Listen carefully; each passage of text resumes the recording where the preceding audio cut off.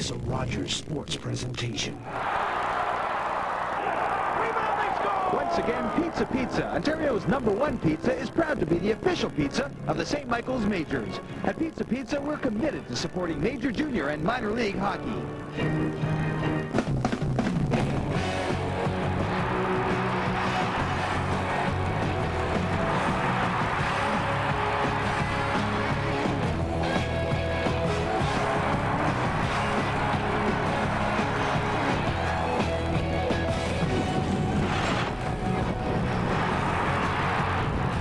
On a cold, wet evening in Toronto, it's Majors Hockey on OHL Primetime, brought to you in part by Pizza Pizza. Good evening, everyone. Welcome to Maple Leaf Gardens as the hometown Toronto St. Michael's Majors play host to the visiting Oshawa Generals.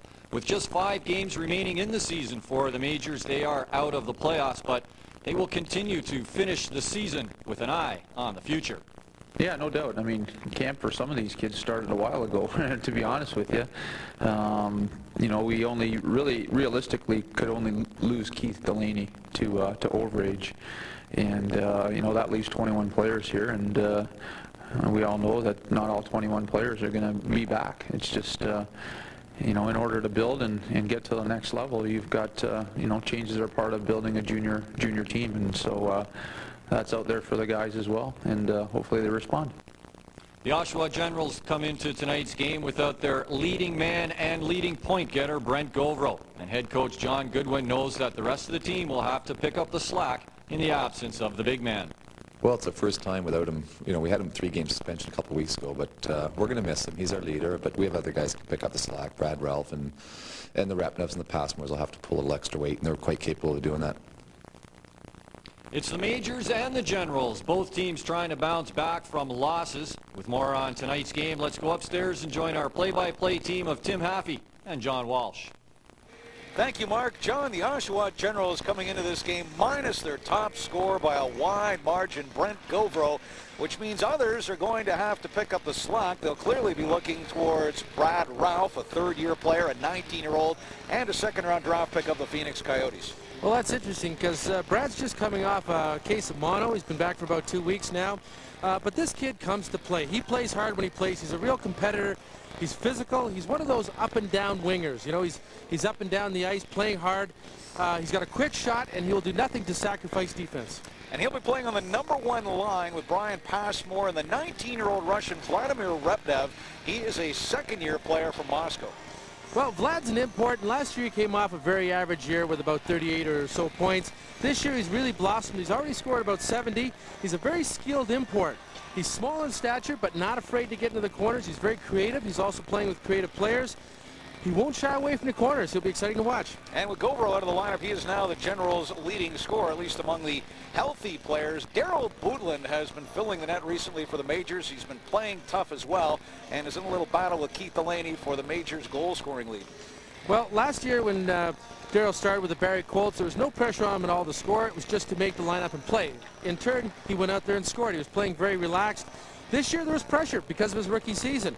The pressure built up early in the season. He had a bit of a slump, but he's starting to relax and have fun now, and we're starting to see the results. He's scoring goals. Bootland 2 goals last night against Peterborough. Keith Delaney, 23 goals to Bootland's 24, scoring the other goal in that 7-3 loss in Peterborough. Well, Keith Delaney is one of those players that's very easy to play with. He's very talented. He's a good puck handler, a tremendous skater. He thinks a good game. On the bench, he's constantly analyzing plays and determining what he's going to do on the next shift. In turn, he's helping out his players considerably. And one of the things about Keith, he will get to the puck, and he'll probably always get it to at the right time. Okay, the Majors and the Generals, their third of 4 meetings this season. Let's go back to Mark Heinecken. Thank you very much, Tim.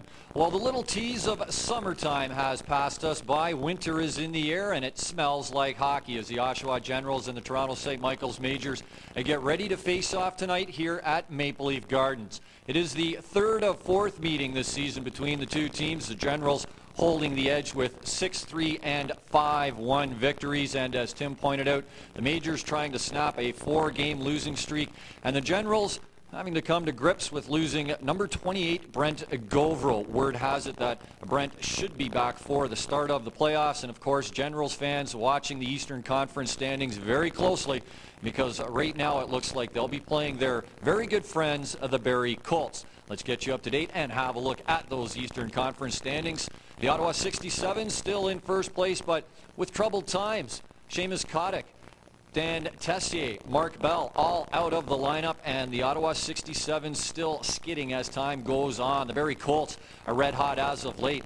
5-game winning streak and still within striking distance to grab the #1 spot in the Eastern Conference and get home rink advantage for pretty much the entire playoffs. The Belleville Bulls, they were also flying a 10-game winning streak. That was recently snapped, but they are also looking at trying to overtake Barrie and maybe Ottawa. The Kingston Frontenacs welcome back the return of goaltender Andrew Raycroft, but are still without the services of Sean Avery. And Kingston is going to have to work hard. Maybe the hottest team, and I know we've used that word a lot in the Eastern Conference, could well be the Sudbury Wolves. Norm Milley along with Tyler Pyatt. Tyler being named Player of the Week in the OHL last week. The Wolves 7 in a row, and we know how good they can play when they were in here to take on the Toronto St. Michael's Majors and pretty much dominated with those two players along with Derek McKenzie. No problem there.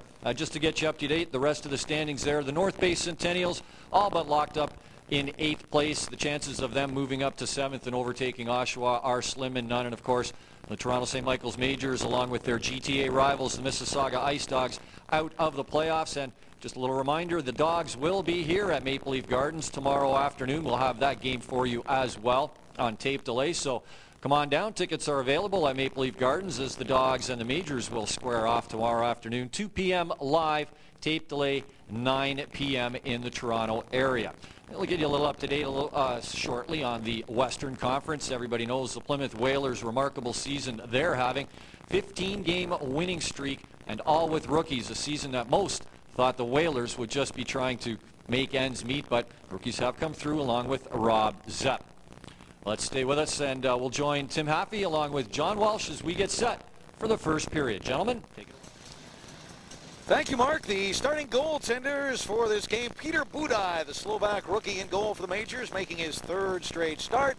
And at the other end, another rookie, TJ Ashetti for the Oshawa Generals. The veterans, Dwayne Bateman for the Majors and Derek Dolson are the backups. We're underway, the 3rd of 4 meetings between the Generals and the Majors this season. The Generals leading the season series 2-0, including a win here at Maple Leaf Gardens.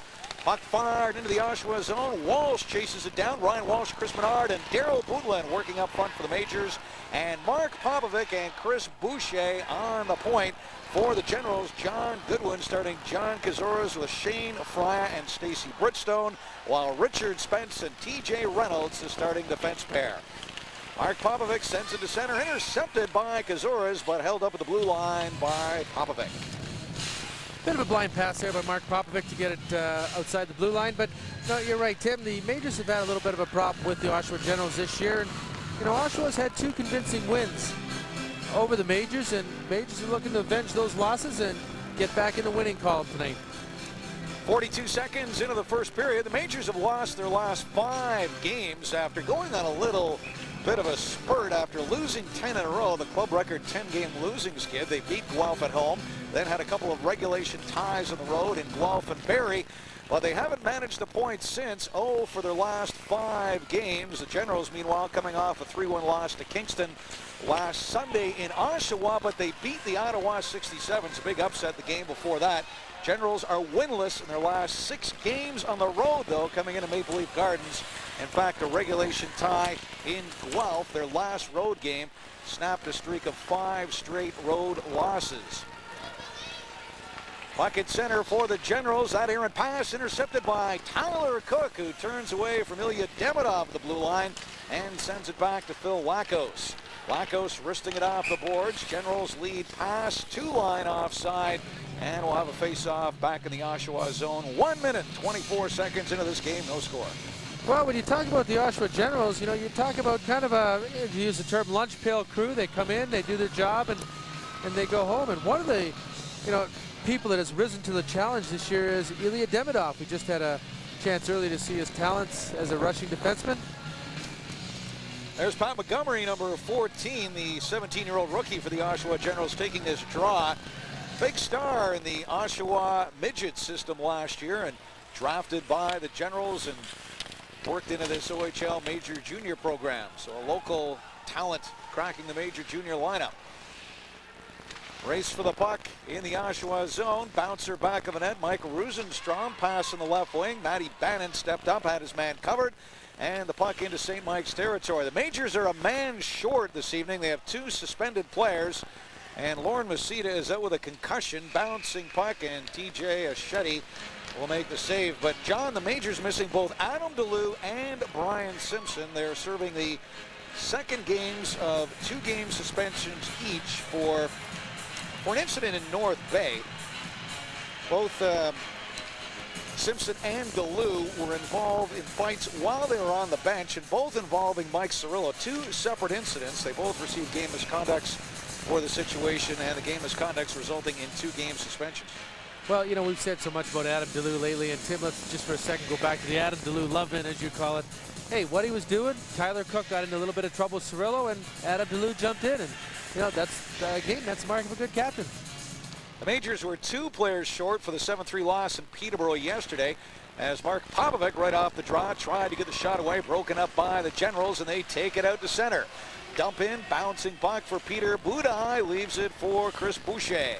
Boucher quickly up in the right wing, too far for Darrel Putin, and back into Oshawa territory. Ashetti signaling icing, and TJ Reynolds will touch. But John, the Majors get Greg Mitzi back for this evening's game, and Mitzi achieved a 2-game suspension as a result of instigating a fight in the final 2 minutes in the game against the Sudbury Wolves, and that was a 4-goal game. The Wolves were leading 6-2 at the time, and when you instigate a fight late in the game like that, in a game that is wide open, then you're looking at an automatic 2-game suspension. So Mitzi missed the 2 road games in North Bay and Peterborough. He is back tonight, but as a result of the 2-game suspensions to DeLue and Simpson in North Bay, the Majors still a man short. And Lauren Masita, another casualty of that Sudbury game last Sunday at Maple Leaf Gardens. He suffered a concussion after being checked from behind by the Wolves' Kip Brennan, and he hasn't returned since. He is on the indefinite list. Here's a chance in front, backhand shot, they score, and the Generals go in front 1-0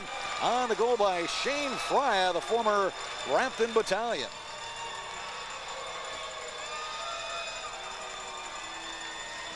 Well, you know, again, the Oshawa Generals get on the scoreboard rather quickly with the Majors, and, you know, it was a bit of a break in there and maybe a bit of sloppy defensive play.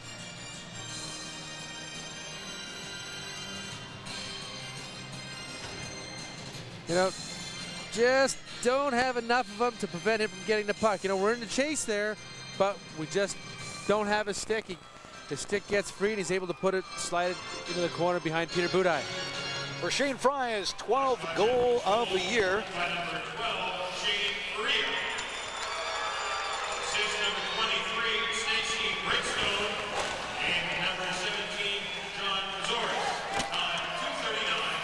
Stacey Bridgestone and John Kazores drawing the assist on the goal by Shane Frya, the opening goal of this game.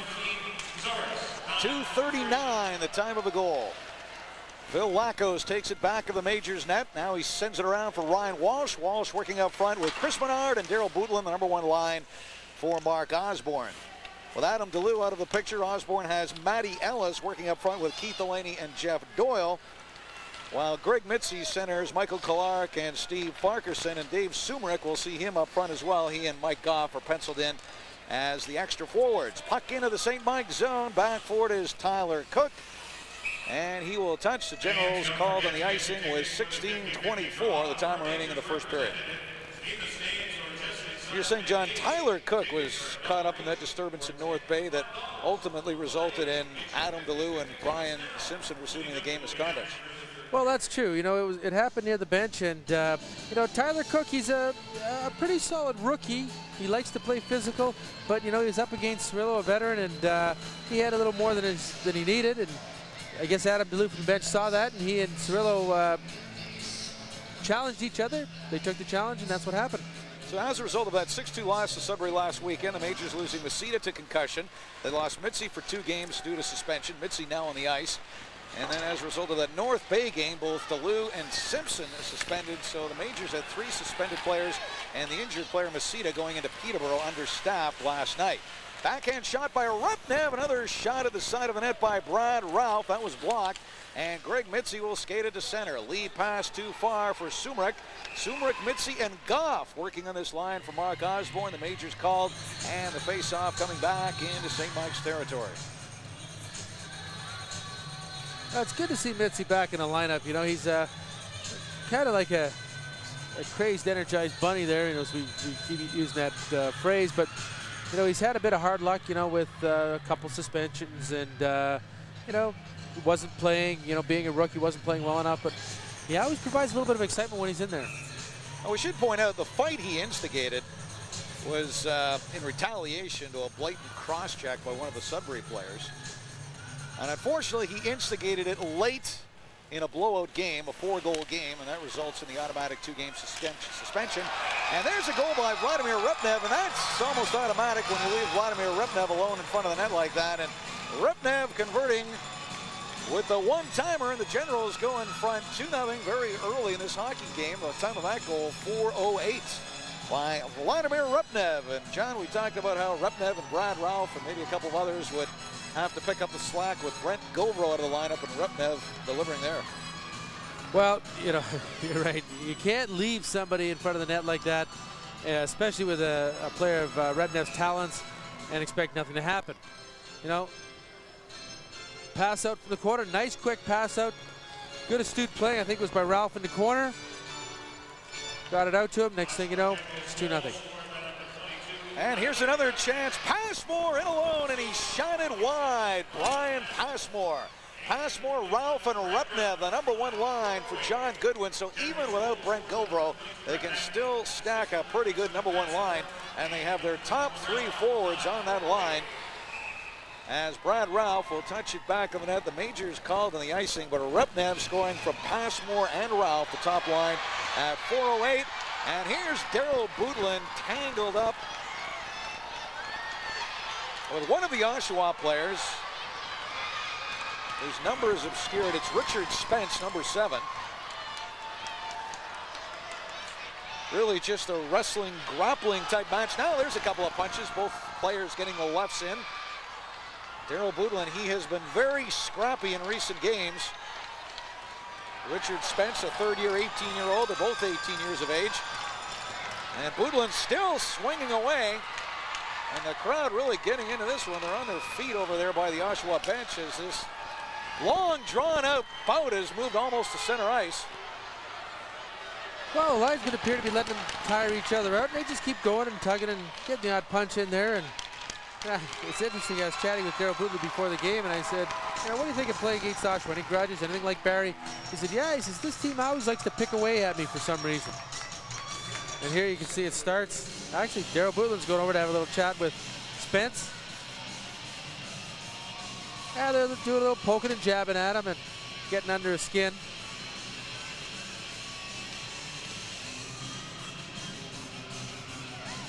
Darrel Putin is an agitator, and clearly he had a bone to pick with Richard Spence. He went right at him, and almost inevitable that they would end up dropping the gloves.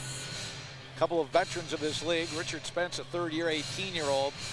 Really, for the most part, a second-year player. He saw very limited action as an underage.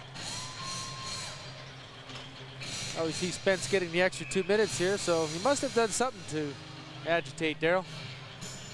It would appear that Spence did something to precipitate that exchange. Majors will go on the power play at 4:30, trailing 2-0. Majors power play still ranked number 19 in the Ontario Hockey League, as it has been for most of the season. 15.7%. Rick Shaley, the referee, along with Ken Cox and Sean McQuigg. And I'm sure they hope they don't have a game like we saw here last weekend against Sudbury, just a penalty-filled brawling affair, which the Wolves won 6-2 in that very animated exchange between the benches. We saw the Majors, Adam DeLue and And the Wolves, Bert Templeton, to lose former coach and Barry, just jawing away and getting into all sorts of histrionics. Well, they looked like they were comparing quaffs for a while there.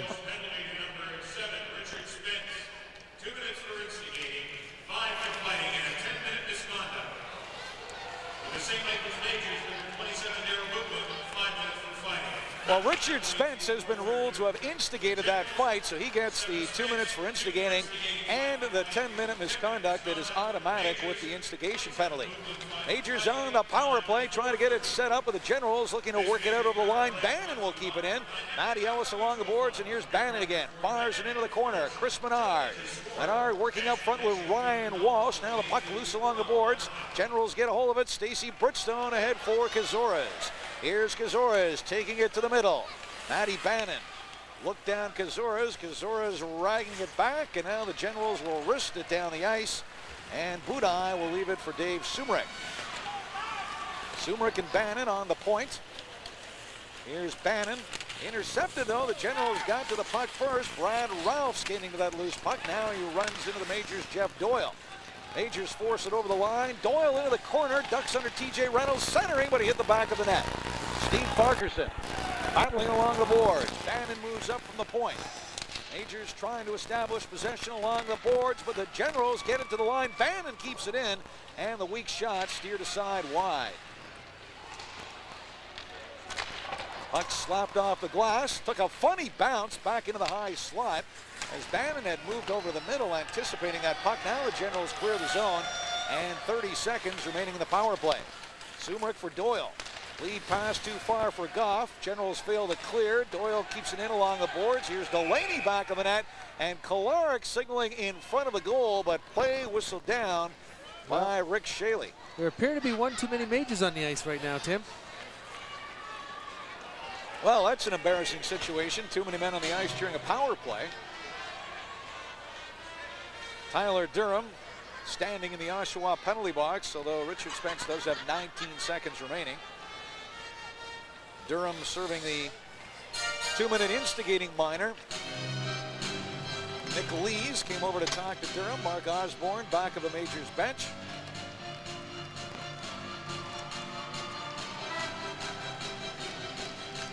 So the Majors with only 4 skaters on the ice. And they have Jeff Doyle in the penalty box. Nothing showing on the clock yet. Rick Shaley is at the penalty box. Now he's left explaining things to the timekeeper. There you see Jeff Doyle alongside Darrel Putin, and Tyler Durham still standing up. He's anxious to get out of there. Still has 19 seconds to go.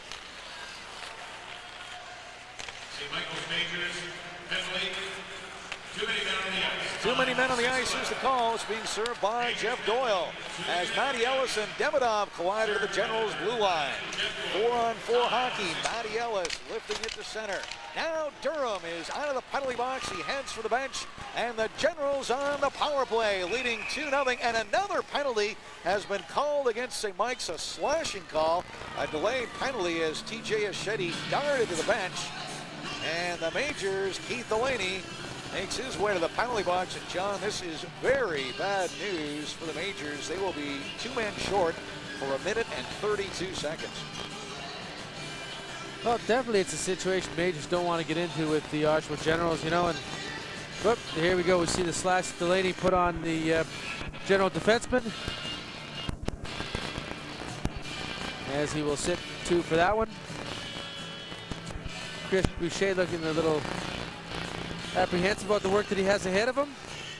John, the Oshawa Generals aren't one of the league powerhouses this year, but they do have a very potent power play, 23.1%. It is ranked 3rd in the league, and the Majors penalty killing is ranked 10th, 80.1%. As Passmore tried to stuff it into the slot area, now he gets it back. Popovic, Boucher, and Ryan Walsh led a stick, killing this 2-man disadvantage. The Majors 2 men short, one of them without a stick, but they get a whistle, so Ryan Walsh can go get fresh lumber. And we talked about one of the players that we highlighted before the game, Repnev. You know, he's a dangerous power play guy. You know, 13 power play goals. He's their go-to guy. That's a big loss, losing Brent Govro. He was slashed by the Kingston Frontex Andrew Ionero last Sunday in Oshawa. It's a broken thumb. He is out indefinitely. They hope to get him back for the playoffs. The Generals are pretty much settled into 7th in the conference. They could drop or move up. There's still room to move, but they're pretty much in 7th for the time being. Here's Passmore along the boards. Back at the point for Greg Willers. Willers cross ice for Demidov, for Willers again. Willers' shot deflects high and into the end red. So Willers and Demidov, the two overages on the Oshawa point. You know, as you were saying earlier, you know, it's a fairly potent power play unit they have here, and they're not real impatient with what they're doing. They've got a couple of pretty skilled players in Repnev, and you know, we look at Ralph down there, and he's a guy that's going to dig it out for him. Tonight he's playing center, normally a winger. And the Generals 7th in the Eastern Conference, 55 points. They're 7 back of Peterborough. Here's Demidov, another wrist shot that was blocked. Repnev back to the other Russian, Demidov. Willers has the stick cocked. He moves in from the left point. Now he fades back. Centering pass. Passmore, side of the net, but Budai able to get over in time as Passmore took his time. Peter Budai, he's had a hard night last night. He was in for the first 3 Peterborough goals, I believe, and then they pulled him early in the first period. But Dwayne Bateman took over. Now, mind you, it took him almost 2.5 periods to allow 4 goals. 7-3 the final score in Peterborough, but Mark Osborne coming right back with Peter Budai making his 3rd straight start. Majors already down 2-0, 37 seconds remaining in the 2-man advantage, and Greg Mitzi wins the draw against John Kazores. Majors can't force it out, kept in left point. Here's Willers for Demidov. Demidov, the wrist shot, Budai the save, a rebound by Kazores. It was blocked, and Matty Bannon will send it down the ice. Back for Demidov. Demidov ahead for Willers. Gains the line. Takes it deep. Kazores darting for the goal. Here's a shot banned on it by Bridgestone as John Kazores driving the net. Banned to that one-timer. Greg Willers takes it high, fires it wide, and Kazores in the corner. Bridgestone for Kazores. Back for Demidov. Hard shot right on goal. Nice little wrister knocked down by Budai. Bridgestone along the boards. Majors now with 4 penalty killers. They survive the 2-man disadvantage. Back at the point, kept in, knocked down in front, chance in front, Bridgestone, another shot wide by Kazores as Lacos got over and covered Stacey Bridgestone. Demidov ahead for Bridgestone. And the power play is over. The Majors dodging a bullet, killing off a 2-man disadvantage. And a lengthy 2-man disadvantage. Chris Boucher. Lacos along the boards. Moving over, Mike Rosenstrom keeps it in. Centering pass, no one there. Majors chop it out to center, and Rosenstrom across for TJ Reynolds. Reynolds will send it deep, off the end glass. Lacos bumping along the boards. At the point, kept in. Rosenstrom didn't get much in that shot, and Peter Budai will cover up as Chris Boucher shoves Nick Lees aside. Good move by Peter Budai, holding on and going for a face-off. Majors just coming off this penalty kill, and time to regroup and get organized again. Often you see a team that kills off a lengthy 2-man disadvantage bounce back and strike back. We haven't seen that yet. As Peter Budai being tended to by Kevin Brad, the Majors athletic therapist. Let's talk about the players that aren't dressed for the Oshawa Generals tonight, John. Barry Graham is out with a shoulder injury, and he is out for the season. James Dubree, a call-up player, is a healthy scratch. Ian Corville has an ankle injury, their second-round pick last year, and he's been out for quite a while, virtually all year with that ankle injury. Brandon Cullen missing with a shoulder injury as well. And Brent Gauvreau, we've discussed the broken thumb. Alain Chevrier, sort of a swing defenseman forward, is a healthy scratch. There's Graham, Corville, Cullen, and Gauvreau, along with the others not in the Oshawa lineup.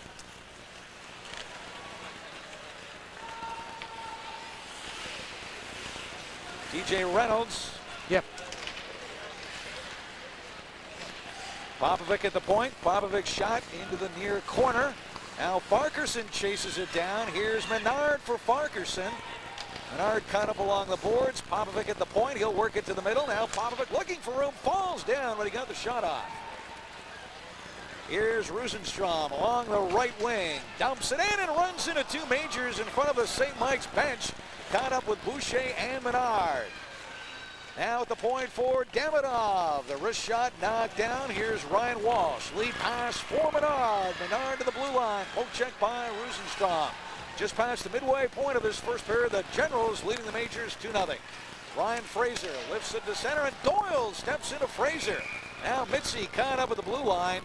And a whistle on the play with 9:39 to go in the period. And here's Mitzi jousting with the much larger Oshawa player. Well, Mitzi seems to be determined to get into it with one of the Oshawa players, and we saw one of the red arms just go flying off, and the ref call an Oshawa penalty here, so he might be evening things up a little bit. Greg Mitzi is in the penalty box. The referee Rick Shaley wants a general in there as well, and it is Ilya Demidov. Offsetting minor penalties by the looks of it. Greg Mitzi still jawing at Demidov. I got my signals correct, Tim. I think he just called it for a 10-minute.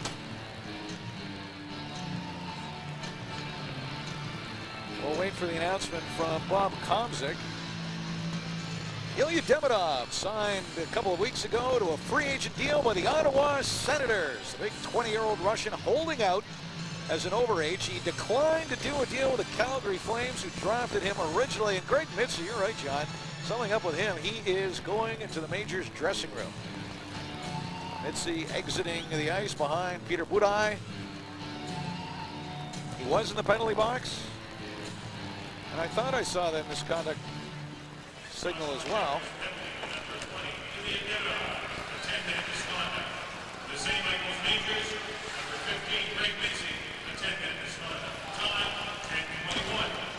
They both get 10-minute misconducts, Demidov and Mitzi. Demidov has elected to watch the remainder of the period from the penalty box, and Mitzi, I guess, can watch the television broadcast from the St. Mike's. I was going to say he wants to go down and see if his name's mentioned.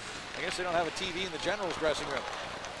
So Demidov will continue to watch from the bench, penalty bench. There's a shot right on goal, and the save by TJ Oshedi. Now a collision along the boards as Lacos stepped into his man. Tyler Cook turning at center. Lacos running into Neil Pasilico. Pasilico, will remind you, was suspended earlier in this year for a biting incident as he takes a hit from Chris Menard. Now Pasilico gives Bannon a punch behind the play. Bannon shrugs that off, and the majors called in the offside.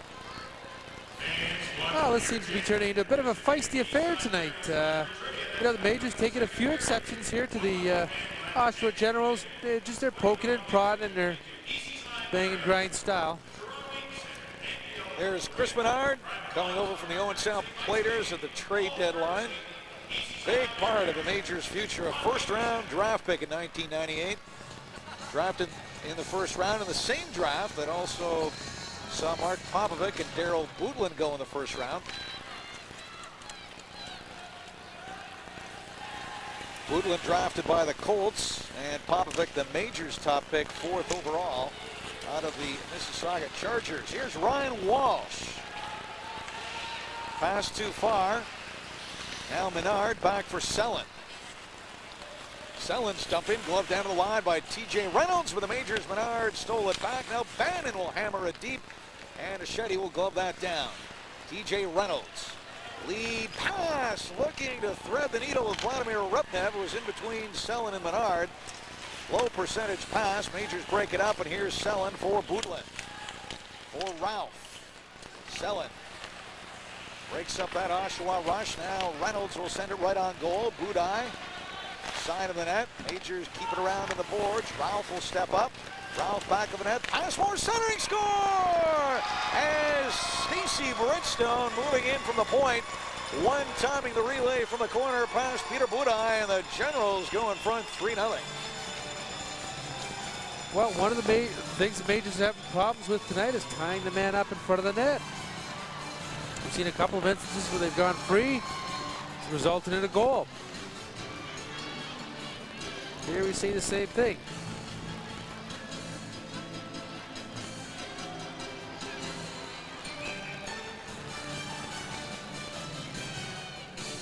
There's Ralph keeping it in along the boards, number 21. And now we'll see Bridgestone move in. Pass more to Bridgestone for the third goal. So Stacey Bridgestone saw the opening. He saw the uncovered ice in front of Peter Budaj. And Passmore really couldn't miss him from his vantage point. Saw Bridgestone barging in, and Bridgestone taking the one-timer and beating Peter Budaj. So clearly Stacey Bridgestone should have been covered on that play. The Majors failing to react to his move to the net. So Mark Osborne probably pointing that out and discussing the whole concept of defensive zone coverage. And that's one thing that's plagued the Majors all year, John, just the general lack of experience at this level. They really have a shortage of third-year players, and this is a development league, and these players are always learning. It's held the Generals back to a large extent this year as well. They're not as mighty as they once were, and they don't have quite as many third-year players as they've had in past years. They're developing the second-year guys to a large extent this year as well. Well, you know, we look at Passmore, Brian Passmore with the last 2 goals. He's on a 5-game, 8-point scoring streak. A couple of nice points he picked up here tonight so far. Just to illustrate that point about the veterans, the Generals only have 6 third-year players with 3 years experience or more, and the Majors have 4. Whereas you look at stacked teams like Belleville and some others, they tend to have 10, 12, 13 veteran third-year plus players. And you really need those veteran players to compete at the high level in this league. Here's Budlin down the right wing. Fires it deep. The Majors, though, could have as many as 10 veteran third-year plus players next year. This year really is, the way it's played out, it's been about developing that second-year talent. Here's Popovic colliding in the corner with Bridgestone. Bridgestone goes down. Tyler Cook chasing a loose puck. Cook along the boards. 3-0 Oshawa. 6:52 to go here in the first period. Tyler Cook comes up with a puck. 3-on-2 for the Majors with Darrel Putin and Menard. Cook into the corner, but the pass intercepted by Reynolds. Comes around on the other side. Collision along the boards. Menard running into his man. Now the puck out to center. And here's Phil Lackos. Lackos dumps it in. Ryan Fraser tries to hip check on Jeff Doyle. Ryan Fraser wearing number 4 for the Oshawa Generals.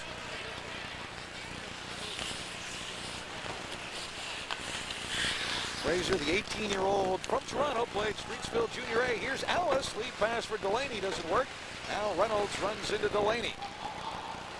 In the corner for Doyle. One time by Bannon, and Achetti made the stick save. DJ Reynolds. Lead pass for Tyler Durham. Broken up by Selin. Back come the Majors. Now it's cleared out. Matty Bannon is there. Bannon crosses the line, steps it around Fraser, wrist shot wide, and carries all the way around to the other side, out over the line for Mike Selin. Selin for Doyle. Pass gets by Doyle. Doyle goes to the bench, and the Majors will be called in the icing with 5:36 remaining in the period.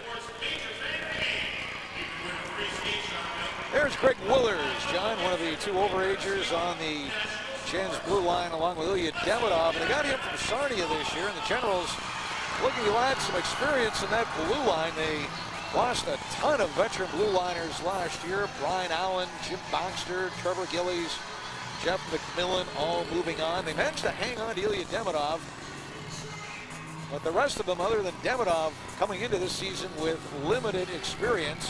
TJ Reynolds, Richard Spence, Mike Rosenstrom, all seeing regular ice this year as opposed to being spotted in previous years. Greg Willers giving them another veteran on that blue line. Here's Rosenstrom, ahead for Passmore. Michael Clark banks it off the boards. Clark working up front with Sumruk and Goff. Long shoot in by Passmore and glove down by Peter Budaj, and he'll hang on. That's an interesting combination that we have there, Sumruk and Goff with Mike Clark. You know, a couple of these guys are just looking to get into their stride. I know it's late in the season, and it's been rough for a couple of Mike Clark, for instance. He's been on and off a little bit. Mike Goff, you know, we had great promise from Mike last year, and we thought he'd blossom into a real solid forward this year, but been a little slow in the development. Goff and Sumrock head to the bench. Majors with the 11 forwards, a short one player this evening with the 2 suspensions and the injured Lauren Nisita. So Greg Mitzi with Kolarek and Farquharson, and then Sumrock and Goff, the other pair of wingers. So Mark Osborne really with 5 players he can sort of shuffle and juggle on that third line. But with Mitzi serving the 10-minute misconduct, he's down to 4 players for that third line. Rosenstrom with a shot from the point and knocked down by Budaj. Quickly, Ryan Walsh, left wing for Menard. Menard shot well wide, the dump in back for Rosenstrom. Turns away from Walsh. Popovic moving in at the point. Walsh battling in the corner. Here's Menard. Menard for Budlin. One timing it just wide on the glove side as Budlin was covered on the play. Now Menard throws a hit in the corner, and he knocked down the Oshawa player. Another bump along the boards. Willers and Menard colliding. And now they drop the gloves, and Ryan Walsh in a battle with Nick Lees, the 2 number 16s. But Walsh, the 19-year-old, and Lees, the 16-year-old. So a big gap in the age difference, although they are roughly the same size. Well, Ryan Walsh was playing the puck in the corner. Lees came in and, you know, gave him a little bit of a bump, and then, you know, punch to the head, and then Ryan turned around with an elbow, and next thing you know, they're having a little chat out there and dancing around. And, you know, I don't know, Tim, what's gotten into Ryan lately? You know, we've seen the development of Ryan Walsh from the player that came in here 3 years ago as a, you know, as a young kid who was just trying to come in and do a job, became a defensive specialist. This year he became a scorer, and seen a lot of feistiness in him this year. Well, I don't blame him. A 19-year-old like Walsh isn't going to take that from a rookie like Nick Lees, especially an underage. No, the last couple of games we've seen Ryan in a few punch-ups. Well, he got into a... But you're right, he shouldn't have to take that. No, and he won't. And he demonstrated that he would. So Ryan Walsh has gone to the Majors dressing room where he'll compare notes with Greg Mitzi. 4:35 remaining here in the first period, and a penalty is showing against the Generals' Nick Lees. Majors looking at their 3rd power play opportunity of the game. They trail it 3-0. And the Oshawa St. Mike's games in the past have been relatively close, but this year they've been all Oshawa. The Generals winning the previous 2 games 6-3 October 22nd in Oshawa, and that score is a little misleading. The Generals built up a huge 5-0 lead. And then here at Maple Leaf Gardens on January 27th, the Majors with a very flat effort and a 5-1 loss. The Generals, 16 Lees, 2 for roughing, 5 for fighting. The Majors, 16 Walsh, 5 for fighting, 15-25. Ryan Walsh responding to the roughing by Nick Lees. Lees called for roughing and fighting, and Walsh gets a 5-minute fighting major.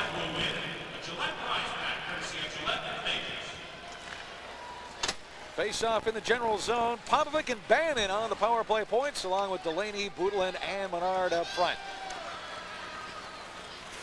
Peter Budaj clearing it around for Keith Delaney. Majors in a hole here. They trail it 3-0.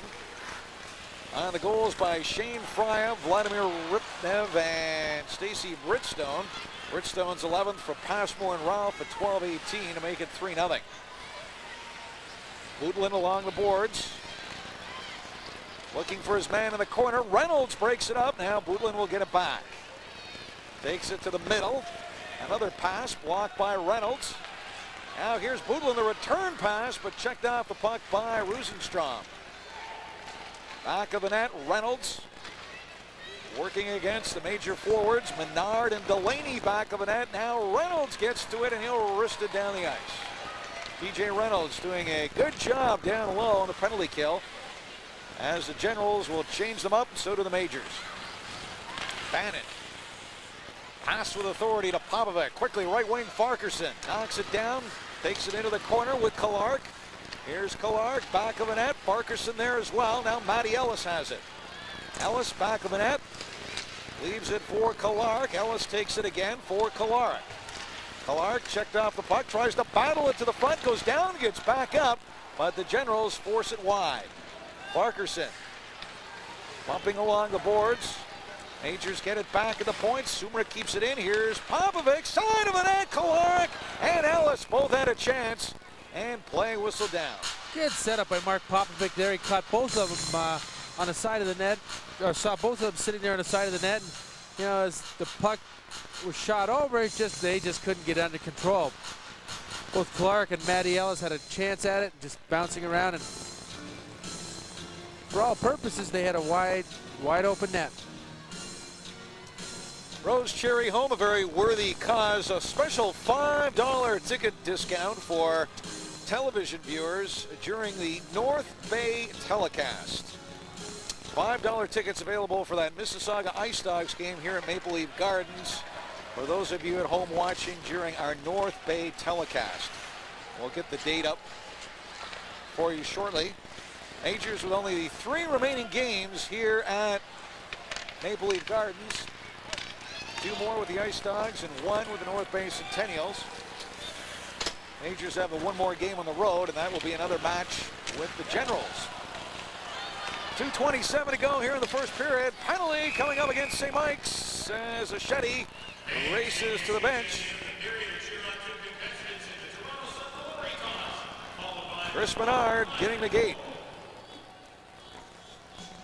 I think Menard is going to go down for tripping, I believe. Trying to get the puck. He just took the Oshawa Generals' feet out from under him. And a little bit of embellishing there. Maybe that little dive.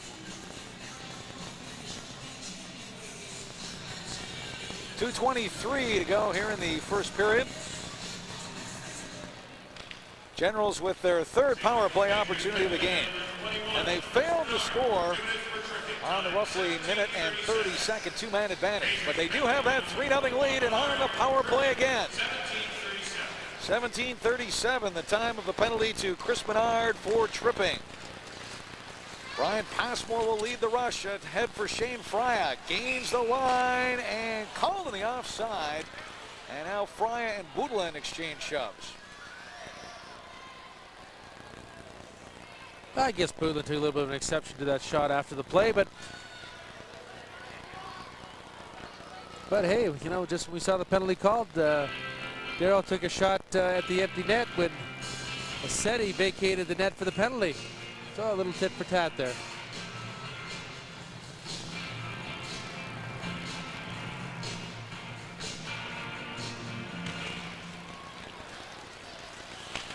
.134 to go in the power play as Ralph brings it over the line.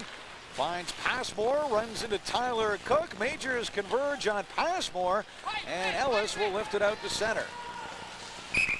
Back for Bridgestone, and play whistle down with 1:20 to go in this penalty to Chris Menard. The Generals leading 3-0, 1:42 to go in the period, and the Generals leading on the shot clock as well, 11-6.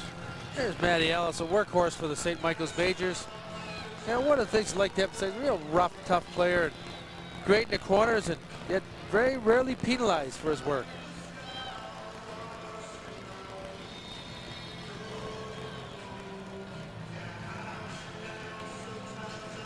Majors have had the 2 power play opportunities, and the Generals here on their 3rd.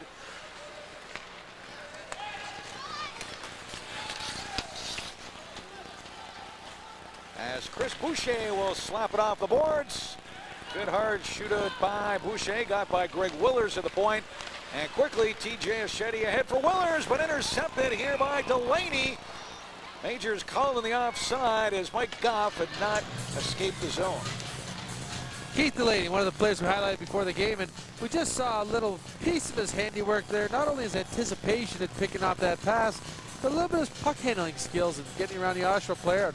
Unfortunately, there was another Major inside the zone. 57 seconds to go in the penalty. Delaney with Popovic, Goff, and Boucher killing the penalty.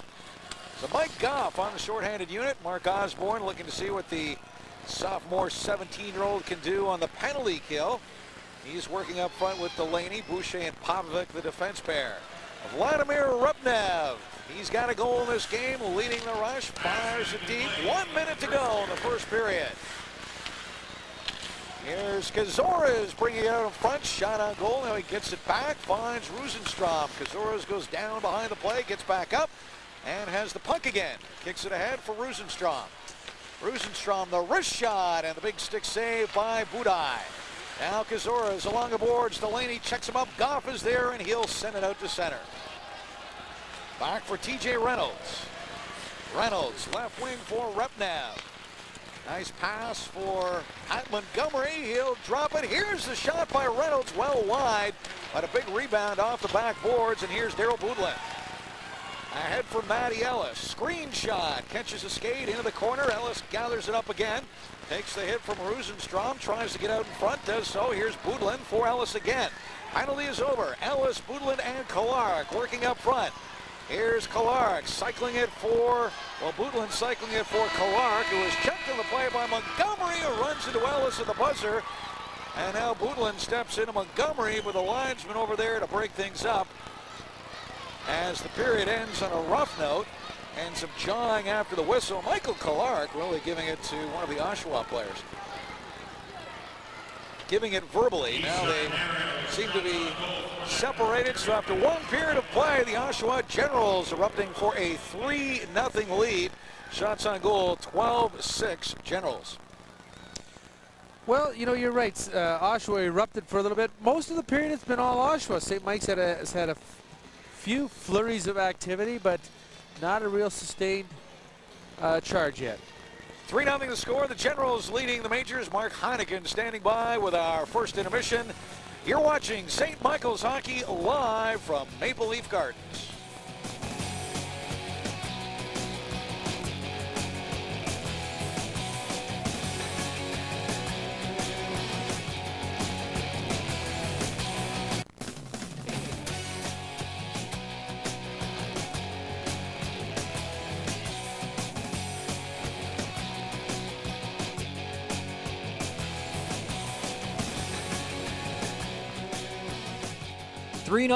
The Oshawa Generals on top after one period of play. Joining me now for the first period intermission here in the studios at Maple Leaf Gardens, number 24 for the Toronto St. Michael's Majors, Adam Delu. Adam, let's just get the fans at home up to date. How come you were in the civvies tonight? Just an incident in North Bay a couple games ago. I was on the bench and a player was on the ice and just, you know, got into it a little and resulted in a game misconduct, and that's an automatic 2-game suspension. Now, although you're not on the ice tonight, your thoughts on the way your team's playing against Oshawa so far? I mean, to start the game, I thought we broke their trap really well. They don't forecheck very aggressively. They just set up in a trap, and we were breaking that for the most part. And, you know, getting the puck to the net well, and just had a few lapses in our own end, and that resulted in 3-0 lead for them. We should try and update again some of the fans at home. We were here very early. You're obviously here early, and just because you're not playing tonight, and in this case because you're suspended, briefly take us through what you still have to do on a game day. I mean, you're riding the bike, training, getting ready. Well, this morning we had a pregame skate for those who wanted, and you know, some guys were in school, couldn't make it, but I mean, me and Simpson, we worked pretty hard and it skated for about an hour, and then as you said, was on the bike before the game and just things like that. Now, how tough is it to have to watch from the stands? Pretty tough. I've watched a lot so far this year, so you know, it's pretty tough watch from the stands. Could well be, or should be, your last year in the OHL. Adam, you were drafted by the Red Wings, haven't quite signed. How's that situation shaping up? Things are looking pretty good. You know, talks are obviously getting more frequent now with the end of the season coming here, so hopefully things will work out. I'm pretty positive about the whole situation, and I'm just pretty confident that things will work out. Not quite the season, obviously, that you were hoping for with the majors this year. A tough break on a lot of injuries, and unfortunately not making the playoffs. What kind of advice or, you know, veteran-type words do you pass on to some of these younger guys? I just got to keep battling hard. I mean, obviously it's not the year I wanted to have. I had 25 goals last year. I knew it would be tough coming in with, you know, starting the year with off-season surgery, but, you know, there's not a lot you can do about things like that. And then you're going to get hurt sometimes. Some will be more serious than others, but you just got to do the rehab and just work hard at getting back. Adam, best of luck in the off-season, and hopefully we see you in a Red Wing sweater. Thanks very much. Number 24 for the Toronto St. Michael's Majors, Adam Delew. The Majors trail the visiting Oshawa Generals by a 3-0 score. Stay with us. We'll have more with our first period intermission right after this.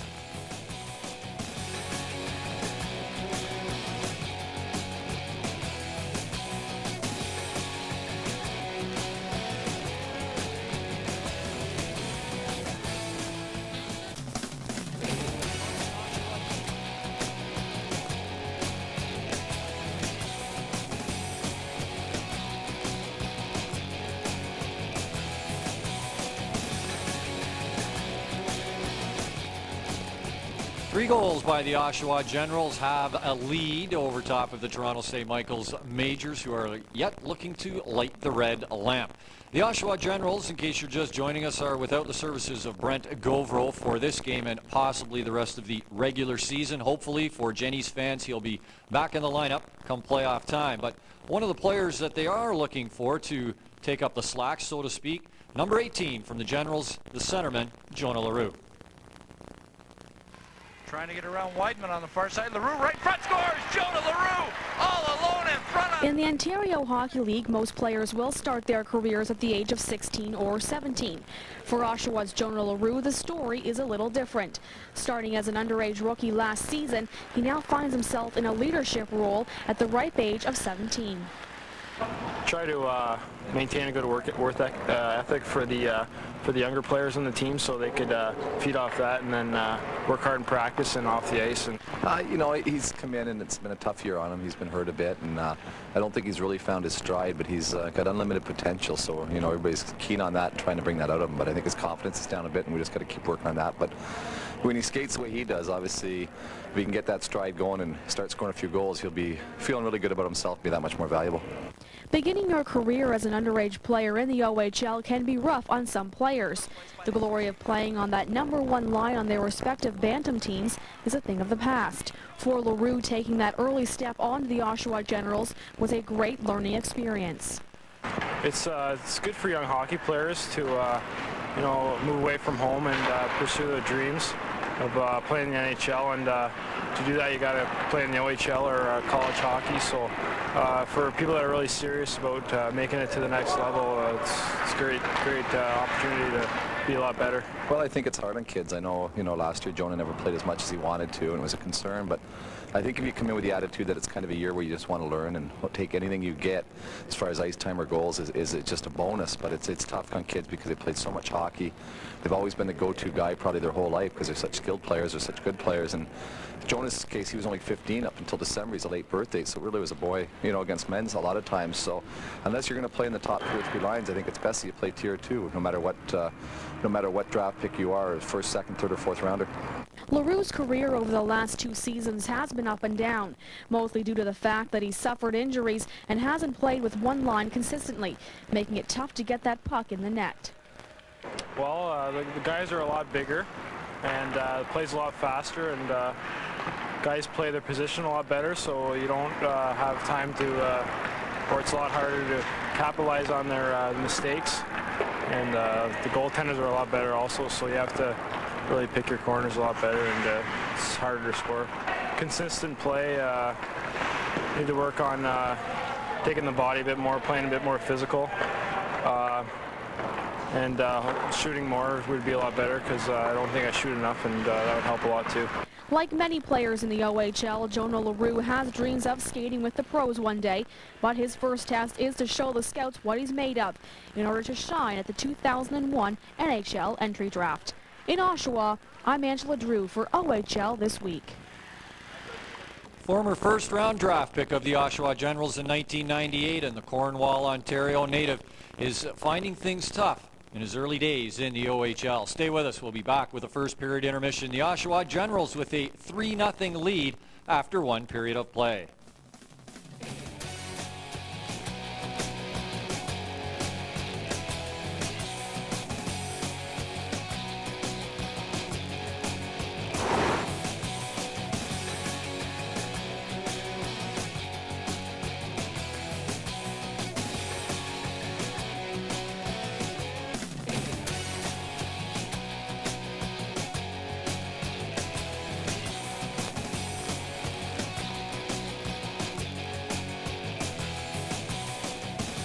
Shane Frya, Vladimir Repnev, and Stacy Britstone have the Oshawa Generals on top by a 3-0 score after 1 period of play. With their view on the first frame, let's go upstairs and join the play-by-play team of Tim Haffey and John Walsh.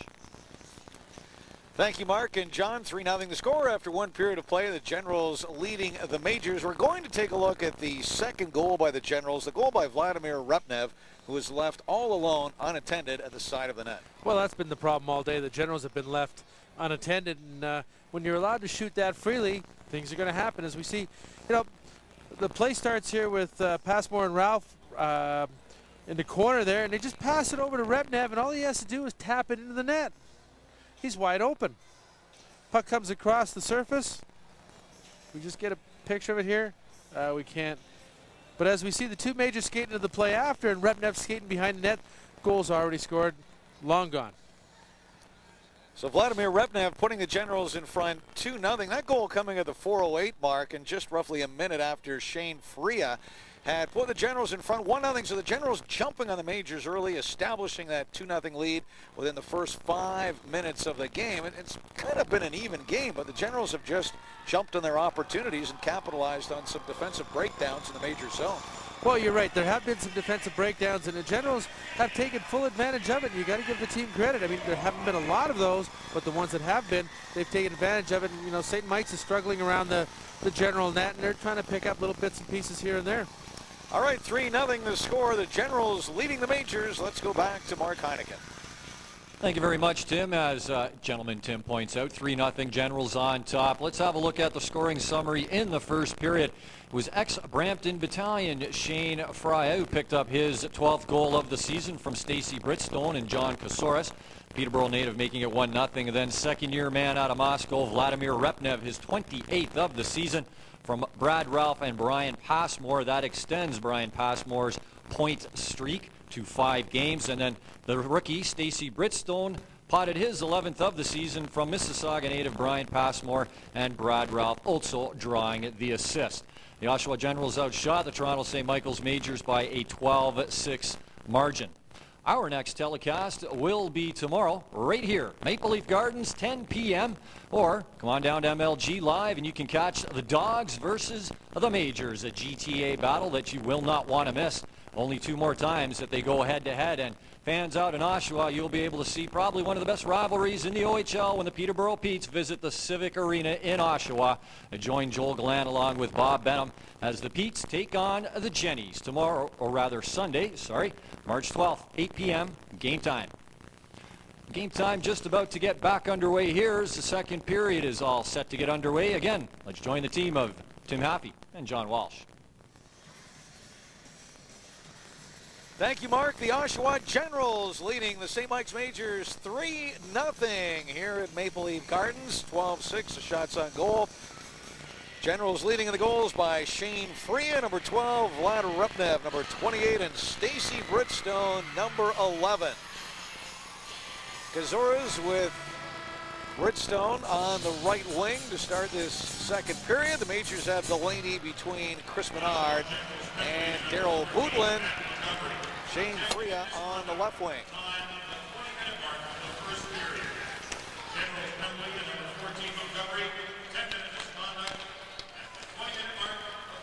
Oshawa's Pat Montgomery assessed a 10-minute misconduct at the 20-minute mark of the first period as a result of that little situation in the corner in the Oshawa zone, as the Majors will be called on the icing here. 27 seconds into the second period, John, but another misconduct. We've seen a few in this game already, but Pat Montgomery, the 16-year-old, will sit for 10 minutes.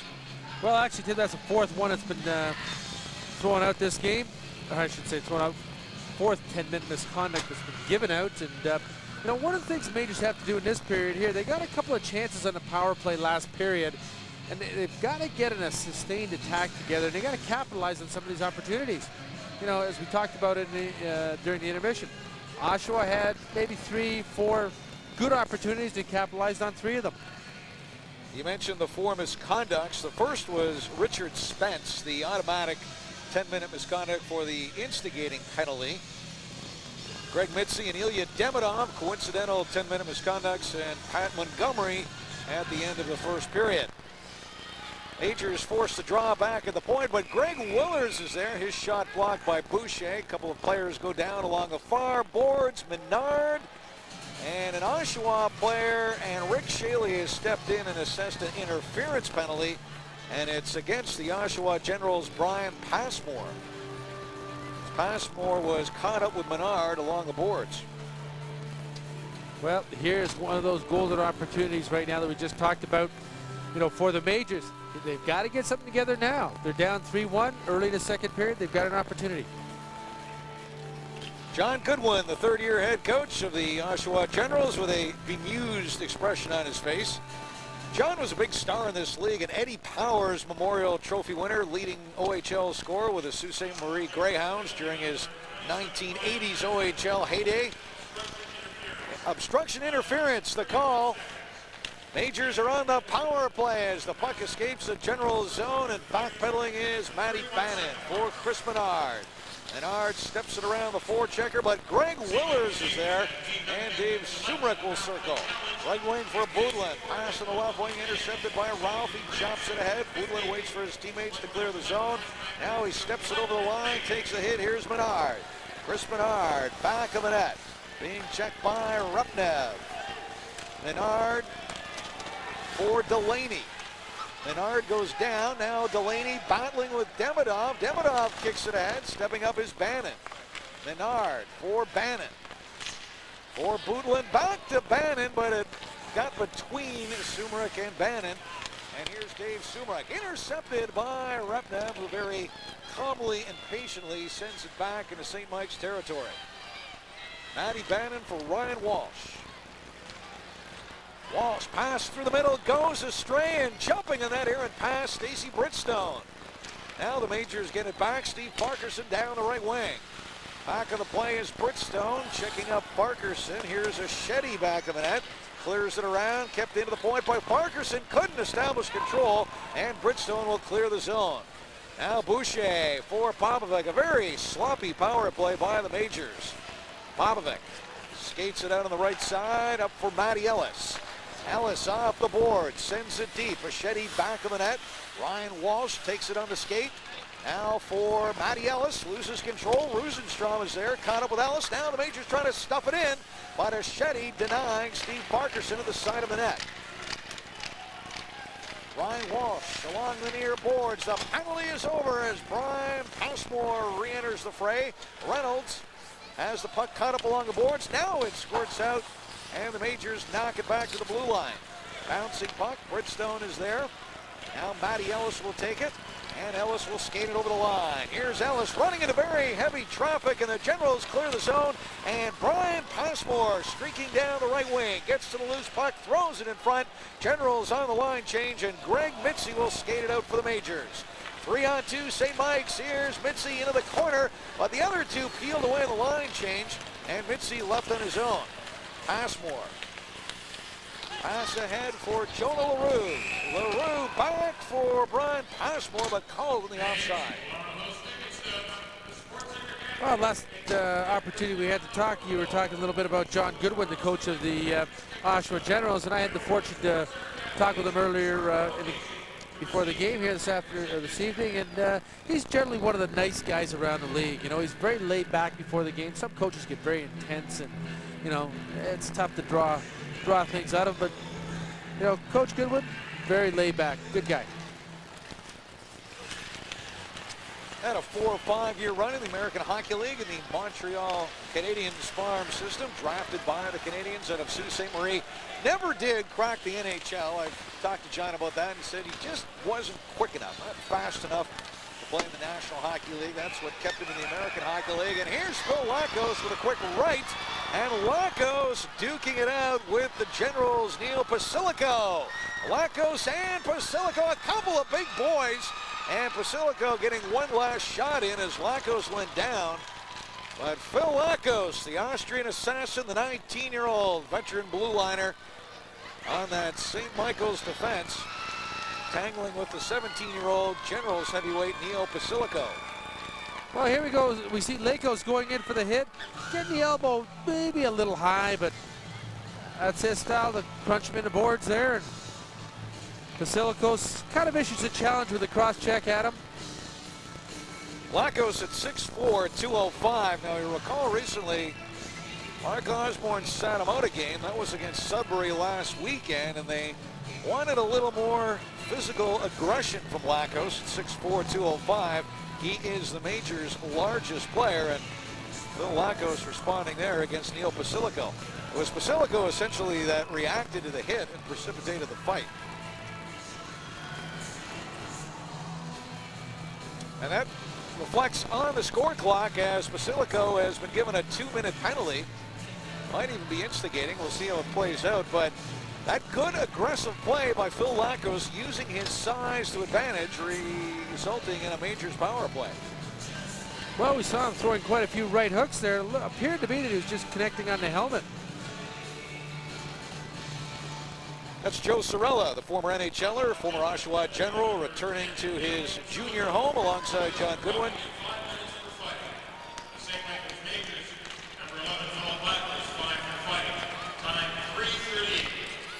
Basilico called for both roughing and fighting, while Lacos off for fighting. Majors on the power play.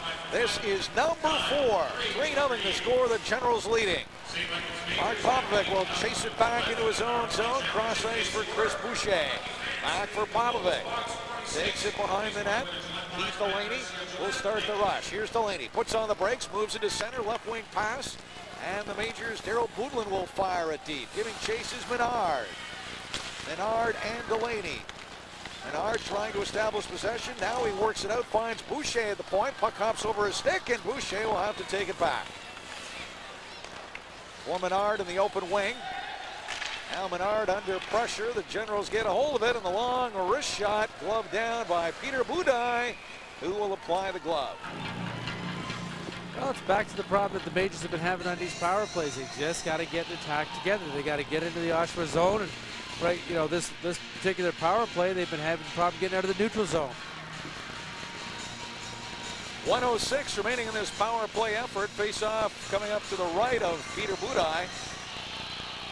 Ryan Walsh will take the draw against John Kazores, the standout sophomore for the Generals.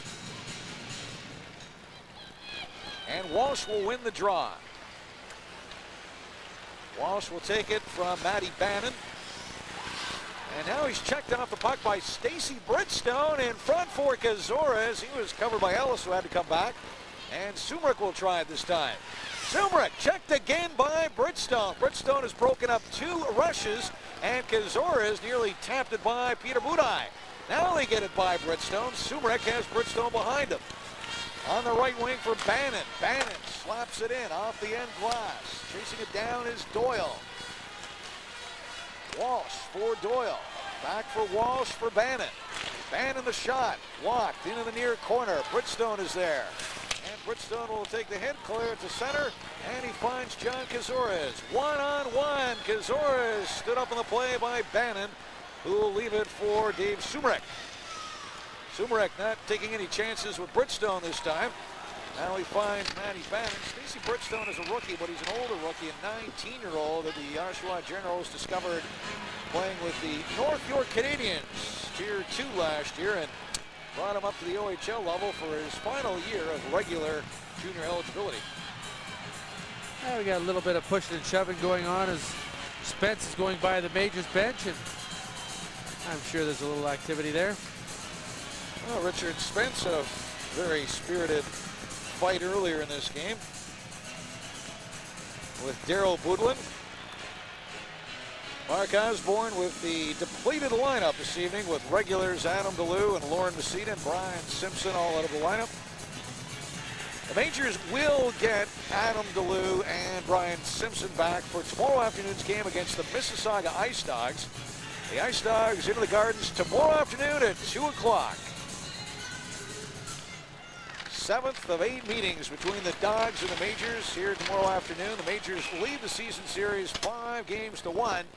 Dogs have been sort of on and off. They really picked it up after the coaching change and won a few games, and they even beat North Bay last Friday night at the Hershey Center. Over 3,600 on hand for that game. Premier Mike Harris was in attendance, wearing his North Bay Centennial sweater, watching his hometown team. And then I saw them Wednesday night at the Hershey Center, and they're just horrid. Falling behind 9-0, they rallied for a couple of goals late in the third period, lost 9-2 to the Owen Sound Platers.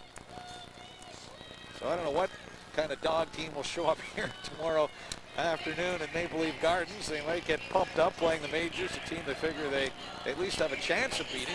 They've beaten the majors once this year. But although the majors are the team in the OHL they're closest to in the standings, it's been a one-sided season series with the majors up 5-1. And there's a young fellow with a bite of a junkyard dog, Tim. Once he gets on, he won't let up. It's Greg Mitzi. We saw him pick a player up and throw him to the ice last weekend against Sudbury. Yeah, quite a body slam. Powerful little guy, isn't he? A lot of strength in that young frame, that smaller frame. Actually, in all fairness, he has a lot of spark around the school. Greg Mitzi walking around the halls, and very friendly, very likable guy, and always wanting to give out a quote or two and tell you what's going on in the game and what he thinks of things.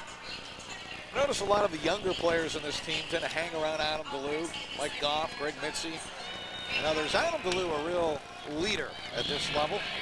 The younger guys really look up to him, they respect him, and he seems to relate well to the younger players as well as the veterans.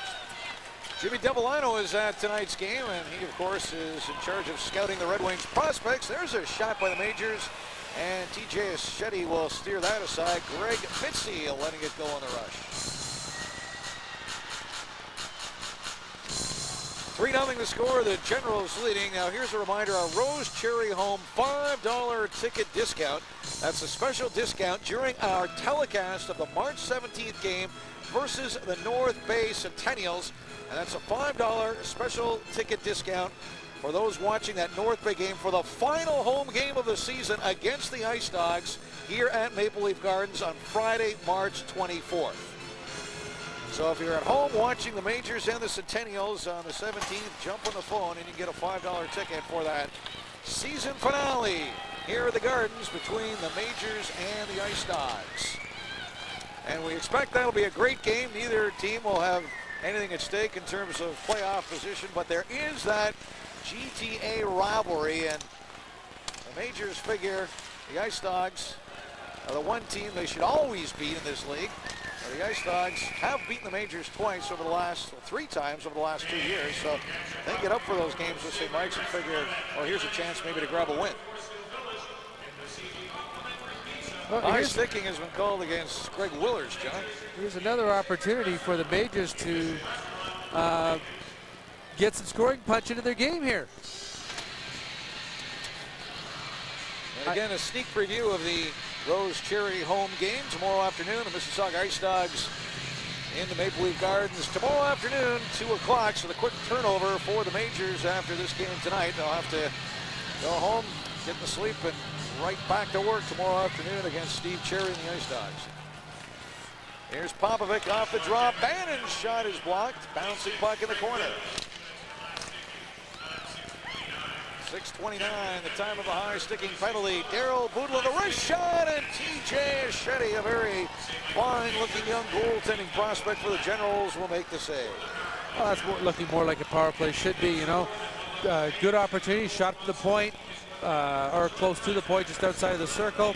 A couple players in front of the net trying to screen the goalie. TJ Eschetti making his 34th appearance of the year for the Generals. 1 shutout. 3.66 goals against average and the .895 save percentage. Generals with the 2 relatively young goaltenders. Derek Golson's only 18. He's got another full year of eligibility. Eschetti, the 17-year-old, out of the Brahma League Junior A program. We see Keith Delaney stepping in against Gazores. And Delaney back at the point for Popovic. Butlin along the boards, finds Delaney, back for Butlin. Now Butlin moves to the middle. Delaney for Popovic. For Bannon. Bannon maybe a little too close to Stacy Bridgestone, who chases him out to center. Stacy Bridgestone, very good instincts on the penalty kill, both in the defensive zone and on the forecheck. Richard Spence takes a chop of the puck. Majors get a hold of it. Menard back for Bannon. Bannon this time with plenty of room. For Delaney, Popovic stepping in, nearly got to that pass.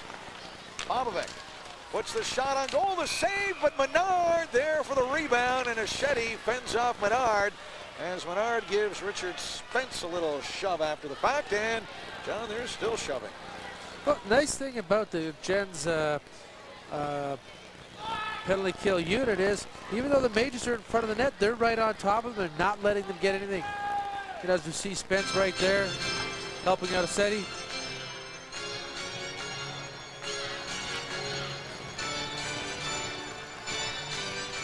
TJ Achetti was the goaltender for the 1998 Ontario Under-17 gold medal winning team. That was a team that Mark Popovic played on as well.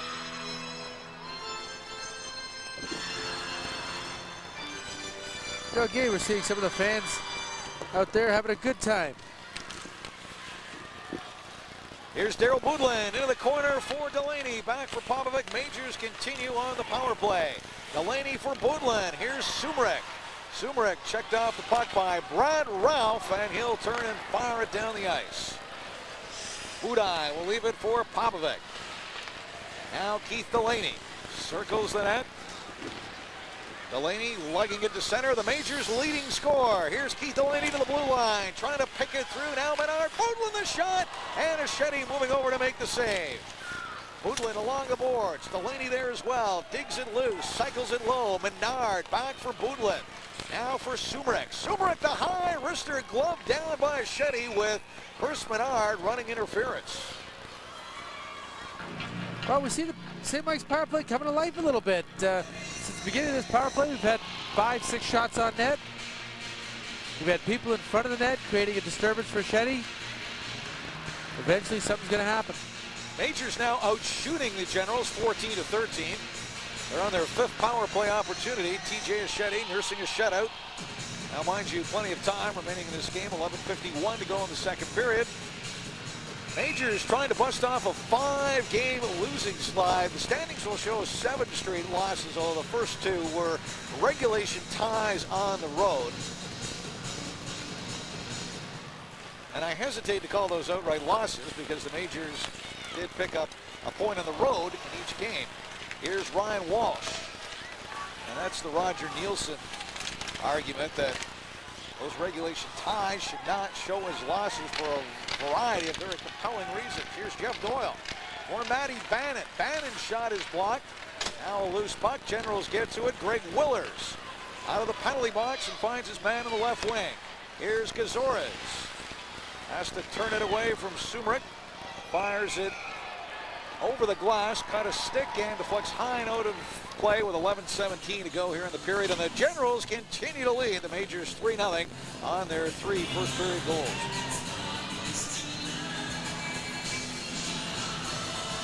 Shane Freya. Yes, Harmony. Shane Freya. We've changed him from Freya to Freya.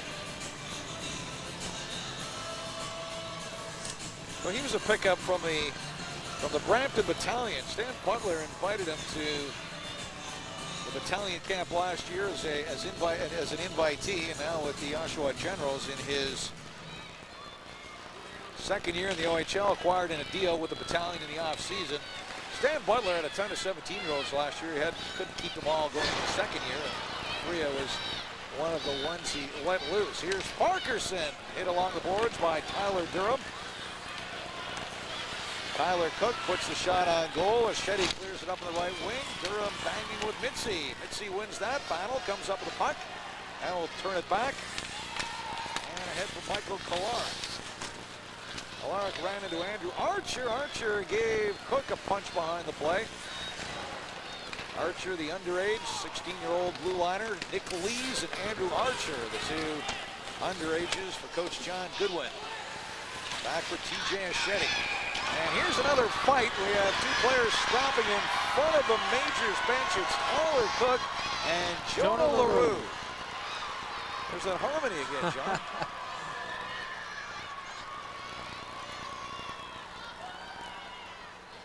Well, this all started on the boards where, you know, Tyler and LaRue just kind of came together and kind of continued across the ice, and they finally got into a couple of full swings there. Tyler Cook getting a slap on the back from one of his teammates. A couple of 17-year-olds duking it out. LaRue, the second year, first-round pick in '98. Tyler Cook, fourth-round pick in '99.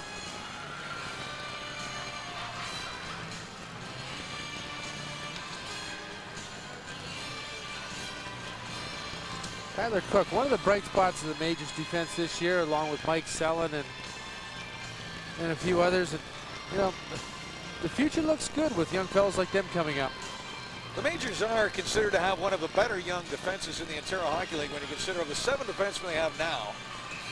5 of them are fully eligible to return, and we fully expect that Mark Popovic and Chris Boucher and Matty Bannon will be back next year. Popovic, a 17-year-old. Bannon and Boucher, both 18-year-olds. They will be very seasoned players next year. Boucher and Popovic will be third-year players. Bannon, an older second-year player. And then Tyler Cook and Mike Sellon, rookies this year, along with the older rookie Bannon. Cook 17, Sellon 16.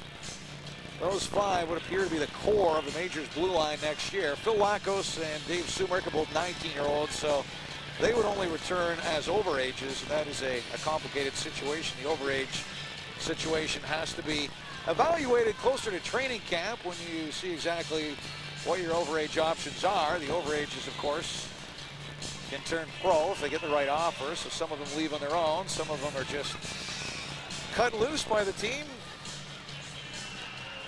Sometimes because there just isn't enough room for them, and sometimes there just isn't the right fit. You're not always going to go in overage just because you can't. You've got to play a specific role, because you don't want to hold back a younger player that you could develop. Here's Popovic with the shot, and that deflects high and over the glass. As the Generals getting the worst of this exchange, Jonah LaRue is in the penalty box. So John, one thing I'm noticing about the Majors in this game, every time we see these offsetting situations, the fights, the Generals inevitably are coming up with the extra 2-minute penalty. Well, again, there's another opportunity for the Majors. You know, they've had 3 or 4 of these tonight where the Generals have had the extra 2-minute penalty. So the Majors have had their share of chances, and Jonah LaRue getting the 2, 5, and 10 combo for instigating. Tyler Cook for fighting. So another misconduct assessed against the Oshawa Generals. Now the Majors power play. This is opportunity number 6. They're 0 for 5 and trailing 3-0. Down the left wing, Keith Delaney sends it back of a net. Menard along the board. Spence is there. Delaney trying to knock down the bouncing puck. Demidov working on Delaney. Now Delaney for Popovic. Bannon the shot. A shot either side. Delaney scores! And the Majors power play finally connects. And Keith Delaney, goal number 24. The Majors trail it 3-1.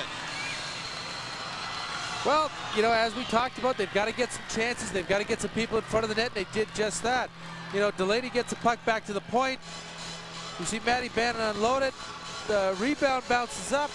Both of the Gens are tied up with Majors. Puck bounces up. Delaney just picks up a nice soft one, puts it right in the net. 10:23, the time of a power play goal by Keith Delaney. 24th goal of the year. He catches Darrel Putin for the team goal scoring lead.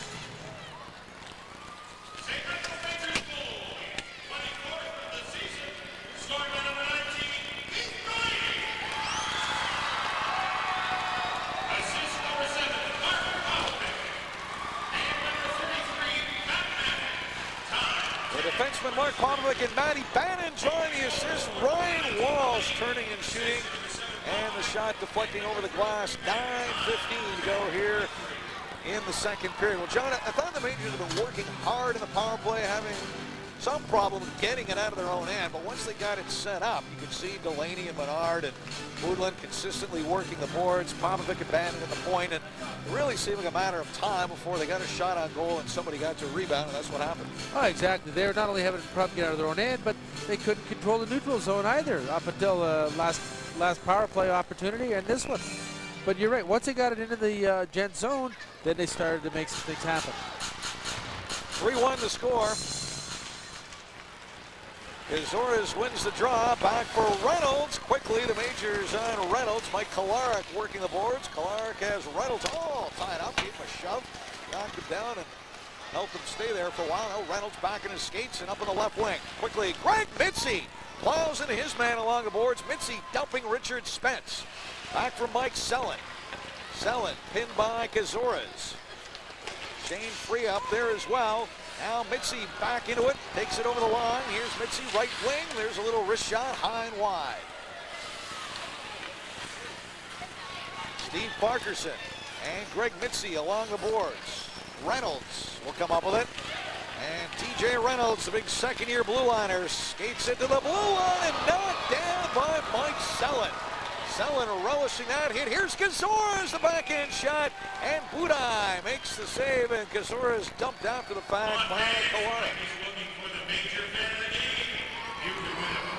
Well, Mike Selin again does what he does best. He bangs and crashes along the boards. And in fact, he doesn't need the boards. He does it open ice also. But you know, it won't be long before they're not even going to be challenging him on that side. John, you'd like to have John Azores in your science class, the Oshawa Generals all-scholastic player last season. Looks like a very intense individual there. Mark Popovic, the majors scholastic nominee last year. Mark Popovic again this year, John. I ask you, you're the team's quite academic possibly, advisor. but you know, he's getting a good run for his money. You know, we've got Mike Selin up there.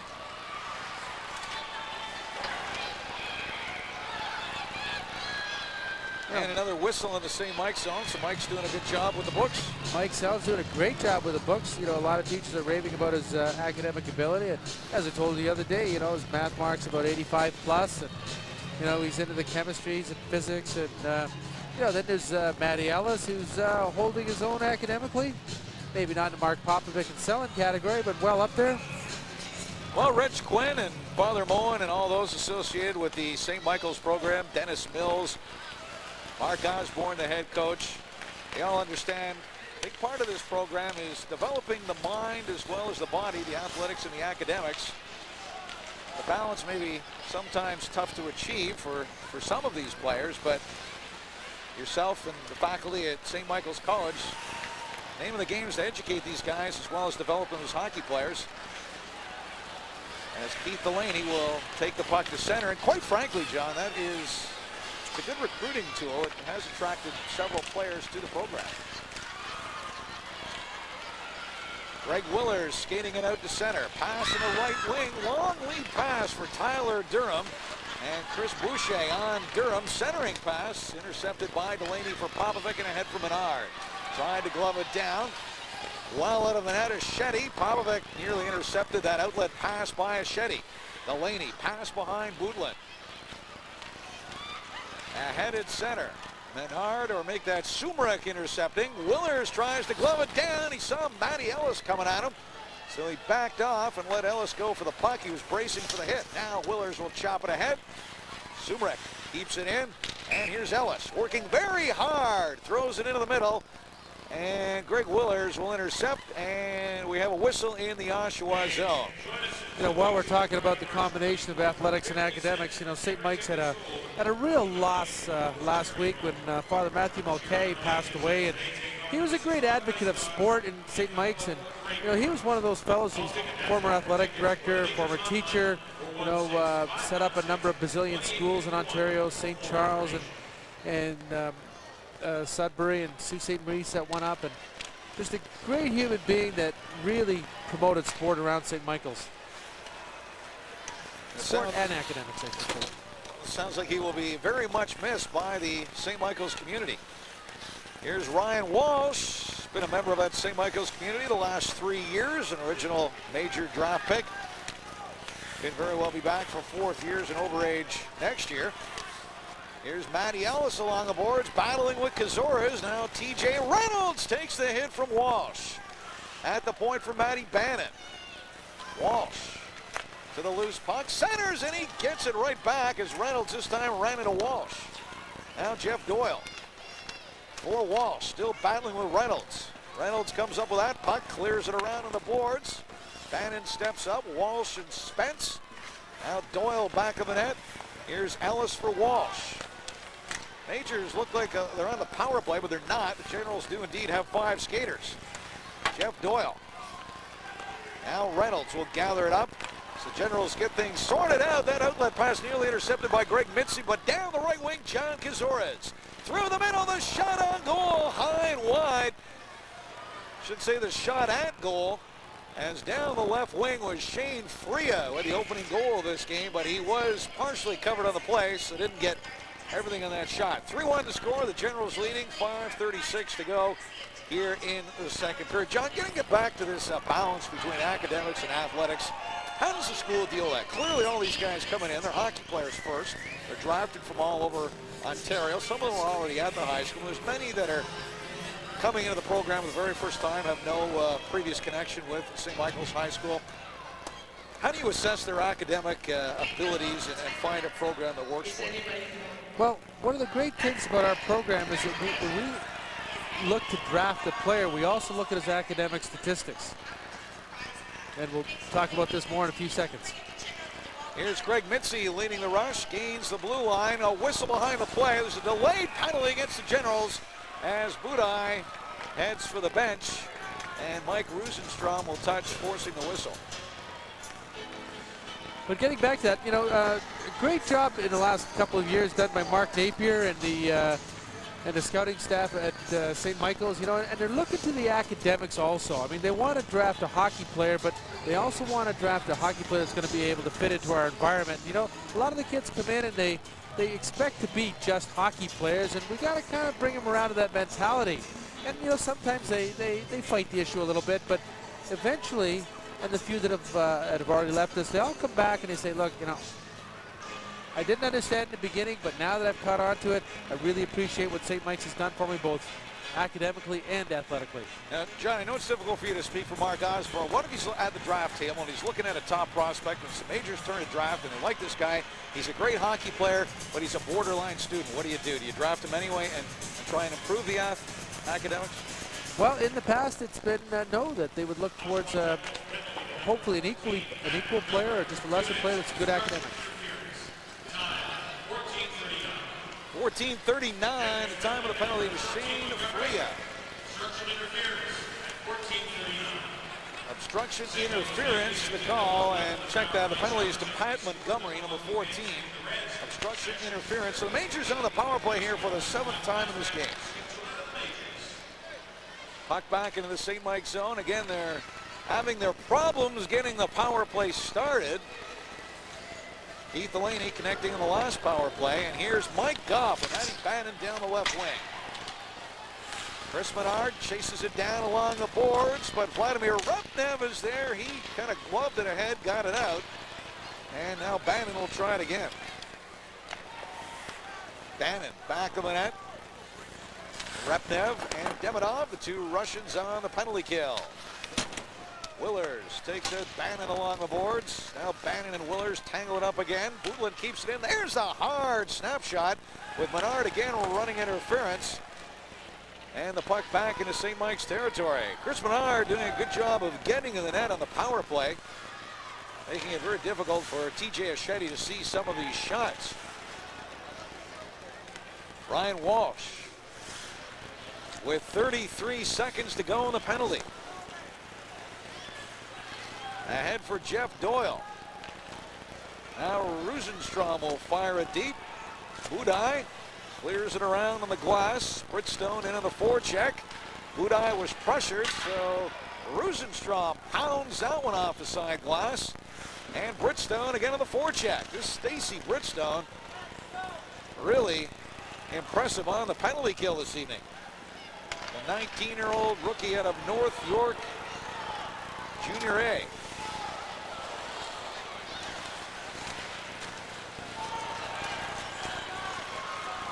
Right wing. Here's Doyle looking for the man in front, and Walsh was just caught up in the last second. Penalty is over. 3-1 the score. The Generals continue to lead. 2:57 to go in the second period. Michael Kolarek catches a General player from behind. Here's Jeff Doyle signaling to Sumerick, but play whistled down in the neutral zone. John, getting back to the hypothetical example, Mark Osborne's sitting at the draft table, and Mike Kolarek is going to the penalty box. You see this blue chip prospect. Maybe it's the third round. Really good guy. You want him. He's a C+ student. There's no one else of comparable ability. What do you do? That's the dilemma, I would think. Well, you take the player. You take the player and you put a fellow like Charlie Lewis or John Walsh on him, and you say, hey, help this kid academically and see what you can do. And that's what we do. You know, one of the things, though, that right from the beginning, these players have been coming in and taking a full complement of courses like every other student at St. Mike's. And there have been a few of us that have been advocating, give them a little bit of a break. I mean, they're working a full-time job. And it's a very difficult issue here. Well, that is a good analogy. A 68-game OHL season is akin to a full-time job. These teenagers, these high school age players are not like other high school students. There are real demands in their time with the hockey. Greg Willers, the shot on goal. Budai, the save. And here is Keith Delaney. Well, he skated past it. Now a chance at the side of the net. And the Generals throw it back at the point. Cross ice for Greg Willers. Willers' shot knocked down in front. Ralph took a whack at it. Now Willers for Demidov. And the Majors almost get it out. Demidov still at the point. Passmore, Ralph, and Repnev working up front. The big three, the #1 line for the Generals. Now Demidov, a hard shot right on goal. Budai the save. Rebound, eluding Brad Ralph. Darrel Putin steps it over the line. Putin throws it through the middle. The Majors changing up three players. Putin alone on the forecheck. Now he'll go to the bench. And here's Kazores with the drop to Repnev, who remains in the ice. They've changed up Kazores and Freya now. Freya and Kazores joining Repnev up front. Passmore and Ralph have gone to the bench. Demidov still on the point. 33 seconds to go on the penalty. The Majors cleared out again, and Achetti well out of the cage and sends it up to center. Here's Kazores for Freya with Bridgestone. So Repnev has gone to the bench. Kazores in the corner, turns away from the check, gets it back. Bill Wacko's trying to break things up, and the Majors' Chris Menard will send it out. 1 minute to go in the second period. All Oshawa in the first period, but the Majors with the only goal of the second. Menard scored! Chris Menard taking advantage of the giveaway. The Majors score shorthanded and close the gap to 3-2, and all of a sudden, we've got a hockey game here at Maple Leaf Gardens. Well, you got to look at one player here that really created this and allowed it to happen is Ryan Walsh, fighting away for the puck, you know, good hustle down the ice, fighting along the boards, wouldn't give up. All of a sudden he pops it out to Chris Menard, and Chris Menard doing what he does best, one-times it. It's behind Achetti for the shorthanded goal. 19:07, the time of the goal by Chris Menard. Shorthanded, Majors with 2 goals on the special team. Good hustle by that young fella right there, Ryan Walsh. Well, certainly. Let's give all the penalty killers credit for that goal. It's a team effort on the penalty kill. Although Chris Menard with the blatant steal in the Oshawa zone.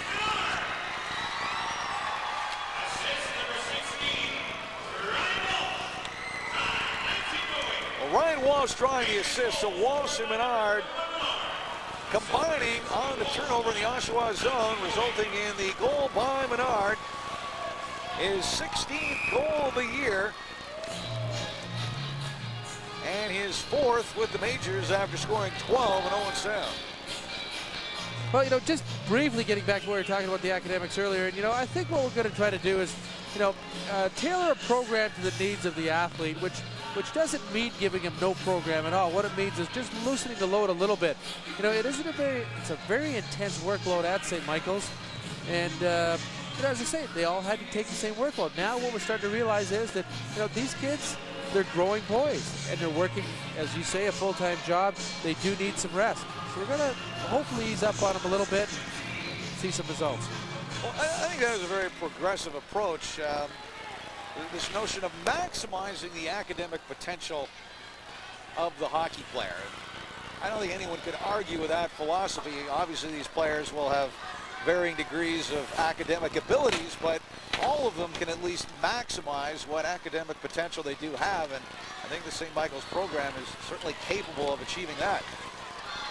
Here's Keith Delaney at center, and the horn sounds. So a very good end of the period for the Majors. The little bonus shorthanded goal that they couldn't have reasonably expected. Chris Menard's 16th goal from Ryan Walsh with 53 seconds to go. So 3-2 the score. The Generals leading after 40 minutes. Hey, well, we've seen a little bit of life in the Majors. We've seen their power play unit come alive a little bit. We've seen them, you know, forechecking on the penalty kill. Good things going to happen in the third for this team. Shots on goal, 16 apiece. Mark Heinecken standing by with our second intermission. You're watching St. Michael's Hockey live from Maple Leaf Gardens.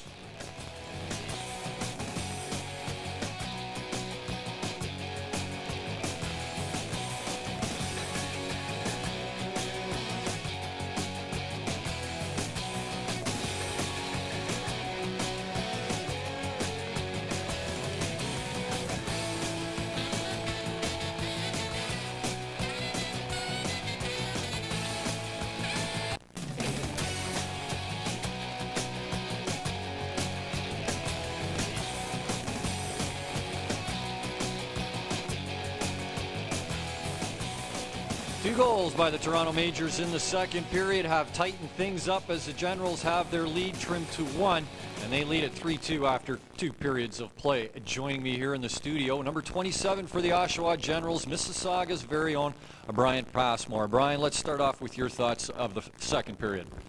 Well, I think we got in a lot of penalty trouble, and you know, sooner or later it was going to cost us, and it did on the first goal by the Majors, and then we just got a little sloppy after that, and they got another one. We're just going to have to regroup here in between periods and come out like we played in the first.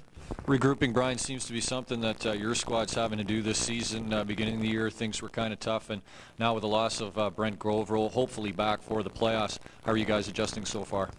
Well, we're just trying to get our lines back together on a regular basis. We've been injured pretty much the whole season, and a lot of suspensions, but you know, we've battled through it all year, and I think that'll help us when we get to the playoffs.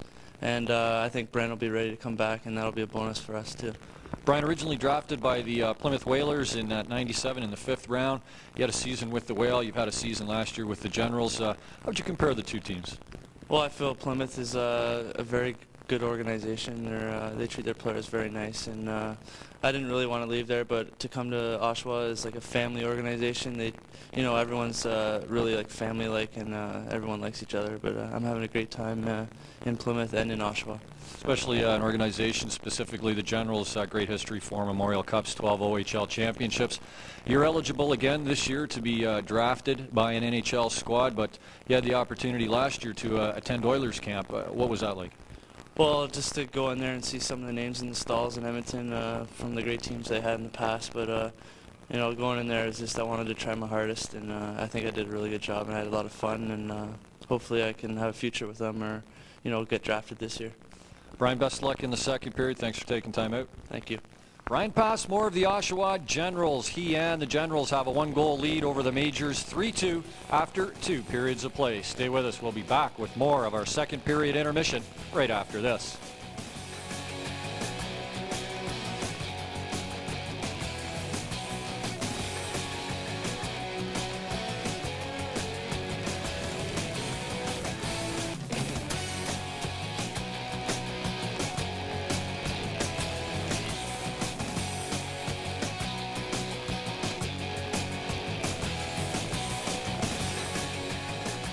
Two Toronto St. Michael's Majors goals in the second period, and we have a 1-goal game. Generals on top by a 3-2 score.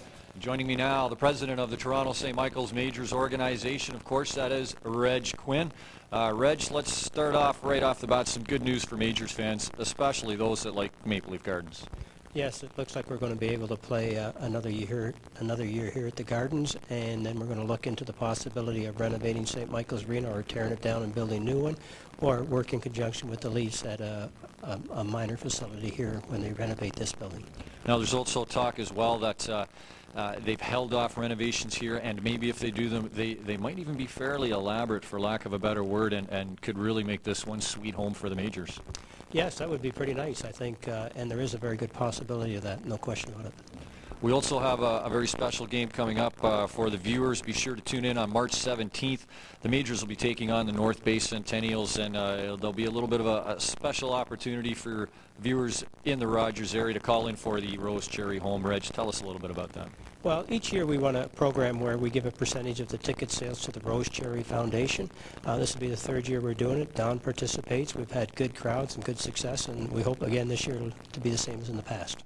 Again, just to let you know, that'll be on March 17th, so be sure to tune in to Rogers 10, North Bay Centennials against the Toronto St. Michael's Majors. Reg, season unfortunately pretty much over for the Majors. There'll be no postseason play, but another year coming up, another draft situation, and we've always sort of wondered how big of a factor is the Scholastics endeavors and standings of the players that you draft. Scholastics are very important to St. Mike's. Number one, when we're looking at a hockey player, number one, we try to determine is he the type of hockey player we want, and if he is, the second thing we look at is his academics. Does he fit into the criteria of St. Michael's? Will he survive in St. Michael's? Will he be a good asset to the school, and things of that nature? And that's how we pick our hockey players. We're very proud of the fact that our hockey players are very successful academically. We presently have 4 kids in the University of Toronto. We have 4 more going next year, so we could have as many as 8 players in university next year. You also have a great program known as the Mentor Program here at Toronto St. Michael's with the squad, of course, the Majors. Let's tell some of the fans at home about that. Yes, we have a corporate mentor program where we have individual corporations mentor each player, which helps to pay for their education. As you know, St. Michael's is a private school, and there's a cost each year to send the boys to the school. So this mentorship program helps us fund this cost, which is over and above what other teams have in major junior hockey, and it's worked quite successful so far. So far, and hopefully in the up-and-coming year, Reg Quinn, the president of the Toronto St. Michael's Majors. Again, Reg, great news here at Maple Leaf Gardens for next season. As always, thanks for taking time out. You're welcome. Look forward to the next year. The Oshawa Generals with a 3-2 lead over the Toronto St. Michael's Majors here at Maple Leaf Gardens, and a man that is part of the history here at Maple Leaf Gardens had a chance to chat with Roger Lajoie. Maple Leaf Gardens has been the home of a lot of very special events in its 69-year history. Toronto Maple Leaf Stanley Cups, professional wrestling, rock shows, just about everything has been home at Maple Leaf Gardens. And Maple Leaf Gardens has been home in a very serious way to Bernie Fournier, who's the assistant manager of building operations now. In fact, Bernie has called Maple Leaf Gardens his home away from home for 48 years. Well, this place means everything. As I said earlier on former interviews, it's been my home for 48 years. I mean, you know, never leave home without it, you know. So it's everything to me. It's where I grew up. It's where I spent all my life, really. 48 years is, you know, I was pretty young when I first started out here, and there's been a lot of ups and downs, but overall, it's been great. You look at Maple Leaf Gardens now, of course, and the St. Michael's Majors still playing in this facility. There's some great tradition there, Bernie, and it is nice to see that some tradition continues with that familiar Big M sweaters still here at the Gardens. Yes, by all means, Rogers, and I can recall the years of the juniors, double headers, St. Mike's and Marlboroughs, and I used to go and stand up in the greens with my bag of popcorn and my peanuts, and full house, and it was good hockey. It was hockey at its best, and it's a shame that after the expansion, the teams weren't sponsored anymore, and everything fell apart more or less. And junior hockey has never been the same since. Now you're trying to get back in. It's like an old boxer that's been boxing all his life, and then all of a sudden he decides to retire for 4 or 5 years. Says, "Geez, I think I'll come back." He shouldn't come back. He'll never make it. And that's where it is. And as I said, when they took the sponsorship out of the junior hockey, I'm a firm believer of that, you lost a lot. I mean, if you followed an all-star player, let's say, for instance, a Gretzky, and you knew that one day he would be a Toronto Maple Leaf, that's what attracted people, and that's what kept the crowd coming. Now they belong to everybody. It's like chasing a beautiful girl that you know you'll never get. Final question. You look forward to the future regardless of what ultimately happens. with Maple Leaf Gardens. There are still some events as people are watching this. There are still some St. Michael's Majors games to be played down here.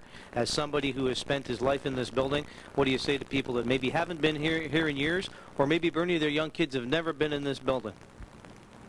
Well, what I say to them, I think that they should come and have a look at the gardens before they do whatever they're going to do to the gardens, and I hope that the gardens stays alive and survive a long time yet. I don't know whether that's going to happen or not, or I don't know whether it's reality, but if you have never lived in the gardens, you'll never know what you've been missing. Well, it's only the St. Michael's Majors that are playing in Maple Leaf Gardens these days, and how long the Majors stay at the Gardens, well, that remains to be seen. It may not be that much longer. But you can be sure of one thing, Bernie Fournier will remain a part of Maple Leaf Gardens for as long as this great building is still standing. At Maple Leaf Gardens in Toronto, I'm Roger Lajoie for OHL This Week. Thank you very much, Roger. As always, a very fine job. Bernie Fournier, Assistant Manager Operations here at Maple Leaf Gardens, and, well, one of the best features and fixtures here at MLG. Good crowd here at Maple Leaf Gardens, especially for Toronto St. Michael's Majors fans. They battled their way back and now trail the Oshawa Generals by 1 goal. 3-2 it stands after 2. With their view on the second frame, let's go upstairs and join Tim Haffey and John Walsh. Boy, John, you could sit down with Bernie Fournier, 48 years in this building. The stories he could tell you, not only about junior hockey, but just going way back to some of the glory days of the Maple Leafs as well. Well, hey, he's seen a few Stanley Cups come and go through here, and a few Memorial Cups too, also. Well, he still maintains that office on the north side of Maple Leaf Gardens. We always say hello to Bernie when we're here. Now that y'all know what he looks like, say hello to Bernie when you come down to Maple Leaf Gardens to watch either the St. Mike's Majors or the Toronto Rock National Lacrosse League. Well, we have a 3-2 hockey game here. The Generals leading the Majors, 2 old guard OHL hockey teams. Tight hockey game. The Generals with a 3-0 lead in the first period, with the Majors battling back in the second period. Took them a while, but they finally connected on the power play. Keith Delaney making it 3-1. Well, good hustle by Keith Delaney to start this whole thing up. You know, he gets the pass across to, I believe it's Mark Popovic on the blue line, who passes over to Matty Ben, who one-times it. And, you know, what we're seeing here is the Gens have the 2 Majors tied up. Majors are in front of the net to be tied up. And Keith Delaney picks up a nice rebound. And you see 21, Chris Menard. He has been working the interference on the power play all game long, and his efforts paying off there, helping to distract the Oshawa defenders from Keith Delaney, who was alone, and as you pointed out, unguarded, found the net, and the Majors hitting the board. They would get 1 more goal, a shorthanded goal by Chris Menard with less than a minute to go in the second period to make it 3-2. So after 2 periods of play here at Maple Leaf Gardens, the Oshawa Generals leading the Toronto St. Michael's Majors 3-2. Let's send it back to Mark Heinecken. Thank you very much, gentlemen. As Tim and John point out, a very good period for the Toronto St. Michael's Majors. Specialty teams coming into the play. And it started off as the Majors do. Skeet, Keith Delaney getting the Majors on the board. His 24th of the season. That ties him with Darrel Putin for the lead for goals scored with the Toronto St. Michael's Majors. The North River, Newfoundland native picked up his 24th, as I say, from Mark Popovic and Matt Bannon. That on the power play at the 10:23 mark. And then with a little over 52 clicks left on the clock, Owen Sound's Chris Menard scores his 16th goal of the season from Ryan Walsh. That shorthanded, so as I said earlier, specialty teams coming into play for the Majors, and they're making the most of their opportunities. Shots on goal after 2 periods of play were 16-16. I'll let you know more about that in just a moment. First, let me get you up to date. The Mississauga Ice Dogs will be in town tomorrow afternoon. 2 p.m. game time start. Our telecast will be at 10 p.m. tomorrow. Take note, come on down to Maple Leaf Gardens. Catch the great GTA battle between the Dogs and the Majors. 2 p.m. game time here at Maple Leaf Gardens. That's a 10 p.m. telecast start time. Peterborough Petes will be at the Civic Center in Oshawa to take on the Generals Sunday, March the 12th at 8 p.m.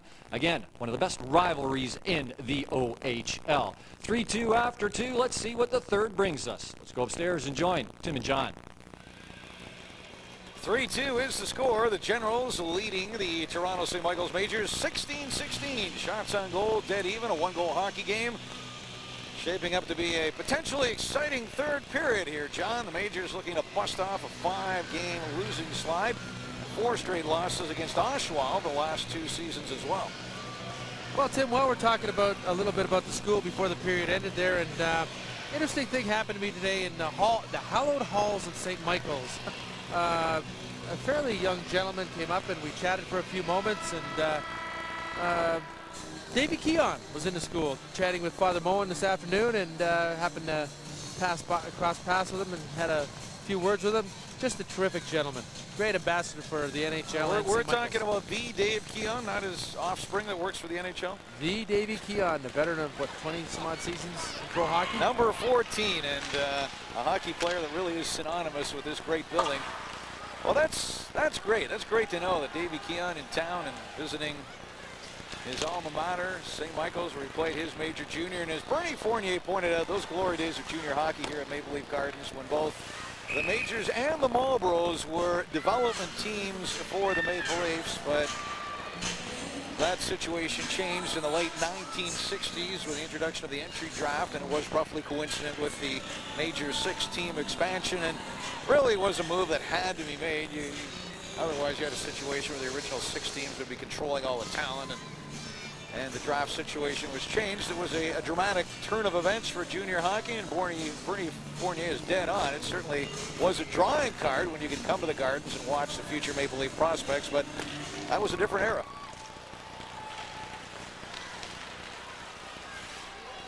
Luck in the St. Mike zone. And here's Ryan Walsh trying to clear it out, kept in by Demidov. His shot deflects into the corner. Passmore trying to chase down the loose puck, took the hit. Maddy Ellis forces it out. Now Doyle with a beat on Willers, and he bumps into the overage. Now Walsh with a chance. Here's Walsh passing it off, but Ellis hadn't caught up with it, and Willers got in the way instead. Now Walsh along the boards, finds Ellis this time. Doyle for Ellis. Make that Walsh. Now Ellis chases it down in the corner. Brad Ralph is there, and Tyler Cook with the shot. Rebound comes all the way out to center, and Cook with it again. Cook for Lacos. Majors with 7 defensemen dressed, but Dave Sumrek has been working as a forward, which is a bit of a switch when you consider Matty Bannon had been practicing as a center all week. The Majors with the shortage of manpower up front due to the suspensions. But Bannon is back on the blue line tonight. He was a center last night in Peterborough, but now he's back on the blue line, and Sumrek has been moved up front. Just to continue on with a brief little story about what happened today. And well, if it's more Davey Keon's story, just keep going. You can't do that. You can't overdo that one. Just after I met Davey Keon, I phoned my mother in Vancouver to tell her what just happened, and she's always been a Davey Keon fan. And she asked me if I still had that Davey Keon glass that you used to get it with peanut butter. And she's right. It's still on my shelf at home. Former captain of the Leafs, number 14, Dave Keon. And there's Darrel Putin, possibly a future captain of this hockey club.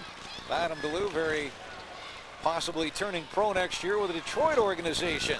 Here's the Generals on the rush. They lead it by 1. The shot steered aside by Budai. Nick Lee's leading that rush. Dave Sumrek for Keith Delaney. Sumrek has dropped back to the defense now with Matty Bannon. So Coach Mark Osborne has options, and he's making use of them. Delaney, the backhand shot. Aschetti the save. Majors covered on the rebound. Basilico will try and clear the zone. Just gets it out. Majors put it back in. And TJ Reynolds will ring it around. Greg Mitzi, a tremendous hit on Tyler Durham of the Oshawa blue line, as Budai leaves it for Dave Sumrek. Mitzi will come back and take it from Sumrek and start it up the left wing. Kazores holds up Mitzi. Sends it into the corner. Steve Parkerson gives chase, bumping with Rosenstrom. Now a loose puck. Pass in front behind Mitzi. Lacos the shot. Partially blocked by sliding John Kazores. Shot from the left wing is blocked. And now the puck into St. Mike's territory, and Tyler Cook is going back for it. Cook runs into Shane Freya. That forced a turnover. Now Freya with a chance in front. Freya checked by Lacos. Kazores, Rosenstrom stubbing up. Shot right on goal. And Budai well out of the net to make the save. Back for Andrew Archer, and play whistle down. Bring your duties to the March 17th Majors game to participate. 3 minutes and 20 seconds into this third period. Good look at Andrew Archer, the 6'4" underage, and a big part of this Oshawa Generals blue line future. Drafted out of the Richmond Hill Bantams program, a 4th round selection of the Generals last year. And he's the youngster on the Generals blue line. We're seeing Ilya Demidov and Greg Willers, the 2 overagers tonight. Richard Spence, TJ Reynolds, Mike Rosenstrom, all seeing regular ice as 18-year-olds. And Archer, the 16-year-old. Ryan Fraser, another defenseman. Also an 18-year-old acquired from Erie. So the Generals, to a large degree, developing that second-year talent this year. Shot right on goal, and Budai will make the save. Willers and Demidov, the OAs. When you consider Reynolds and Rosenstrom are with the Generals last year as 17-year-olds, but they didn't see a lot of ice with all those veterans in the Oshawa blue line. And Spence is a 3rd-year guy, but saw very limited action as a 1st year. So Spence and Reynolds and Rosenstrom finding their stride this year, and Archer, the youngster, the 16-year-old, being worked into the equation as well. Well, you're right. You know what you're saying is the Gens are really in a rebuilding year here, and they're trying to put some things together. They're still meeting with a level of success on the ice. Brad Ralph will win the draw and walk it to the net, and Budai had to make the save as Ralph won the draw, and Keith Delaney unable to contain him off the faceoff. Back for Brian Passmore. Passmore with room behind the net, centering through the crease, a backhand shot by Ralph. Boucher had him pretty much covered, but he got the shot off, and Budai had the angle well covered. Now Delaney along the boards. Here's Boucher stepping up, crosses the line, forced off the puck by Willers. Now Willers looking for room, finds some, skates it out, crosses the line, takes it to the blue line, knocked down by Boucher, but Brian Passmore is here. Passmore centering, Willers the shot, and just wide. Along the boards, Demidov and Repnev are there. Nick Lees steps up, and back for Phil Lakos. Here's Lakos. Skates it to center. The dump-in was blocked at the Oshawa bench. Pass to an open wing for Pat Montgomery, the former Oshawa midget star. Now Demidov for Willers, looking for Tyler Durham. It's Durham, Nick Lees, and Pat Montgomery working up front for John Goodwin. The 2 underages, Lees, well, Montgomery's a 17-year-old. The 2 rookies, Lees and Montgomery, with Tyler Durham.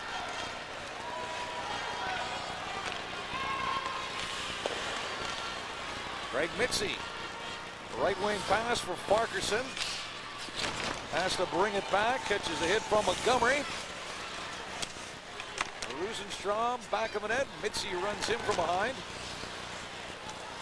Now Rosenstrom again. Mitzi and Bannon working up front. So Bannon's moved up front. Bannon with Parkerson and Mitzi. Osborne has put Bannon back up front. Popovic and Boucher on the blue line. Majors need a goal. They trail at 3-2, so that may be why Matty Bannon is working up front, just exploring different offensive combinations. Puck along the boards. Maddy Ellis fires it deep as it deflects over the glass on a play. 13:55, the time remaining, and Jonah LaRue steps out of the penalty box. Well, we saw Matty Bannon up there, and earlier in the game we saw David Sumrick up there with that combination. And yeah, you're right. Ozzy's trying a few different things and being a man or two short here. Brent Govro could be out for a while with a broken thumb and a big loss. The Generals leading score by a wide margin. Repnev, Ralph, Passmore, their #1 line, 2, 3, and 4 in scoring. Kazora's a real find. He was an impact player as a rookie, and now very strong second-year player. Ilya Demidov, the overage defenseman, and Greg Willers, another OA defenseman. So you can see the Generals have 5 key offensive players up front, and they're missing the best of that bunch. Brent Govro, the 5th-round draft pick of the Calgary Flames.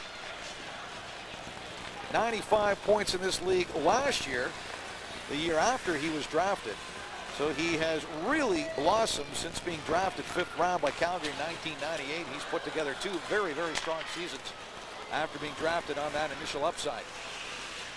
And TJ Oshedi will cover up with the side of the net. That is a really tough loss for the Generals if they don't get Govro back for the playoffs. It's going to be tough for them to escape their 7th standing in the conference. We'll just update these standings for you. The Generals have 62 points. They're 6 back of Peterborough for 6th. They only have 6 games remaining, including this one. And they're a solid 7 in front of North Bay. So they're kind of stuck in that 7th spot. Well, we're looking at Jeff Doyle there. He's a unique commodity around St. Mike's. He is the first player to be drafted right out of the St. Mike's school. First round draft choice. He was within our own program. All he had to do was just change sweaters. Here's Darrel Putin taking it to the net, checked off the puck. Now Putin gets it again, another shot, it's blocked in front. Mike Selland stepping up. The Generals clear the zone. I mentioned Jonah LaRue out of the penalty box. The Majors had not been on the power play. LaRue had been in there for 17 minutes with the instigating the fighting major and the misconduct. Keith Delaney to the blue line, held up. Demidov forces it out. Good steady play by Ilya Demidov. That's why the Ottawa Senators signed him as a free agent. He's just a very steady blue liner. Steps up at the blue line. Breaks up rushes such as that one. He does it very consistently. You don't really notice it, but you watch him long enough, you see that he's very adept at reading those rushes and breaking them up. Here's Peter Budaj for Mark Popovic, and that has a lot to do with the fact he's a 20-year-old. He's a seasoned veteran of this league, and he's seen quite a bit. Keith Delaney for Selland. And some of these older defensemen step right into the NHL level. Martin Shkula made the adjustment from Barrie to Colorado in a year. Seeing regular ice with the Colorado Avalanche as a 20-year-old right out of the Barrie Colts program. Again, the Rose Cherry Home $5 special discount during the March 17th television broadcast of the North Bay Centennials game here at Maple Leaf Gardens for the Friday, March 24th Majors season finale with their rivals from the West, the Mississauga Ice Dogs. And that will be the 8th and final meeting of the year between the Dogs and the Majors. You never know what kind of Dogs team is going to show up. They've beaten some good teams recently, knocking off North Bay. Was in Oshawa a few weeks back, and they had a 1-goal lead on the Generals in the 3rd period and only lost it in overtime. And again, they can look absolutely awful as they did Wednesday against Owen Sound, where they were hammered 9-2 in their own rink.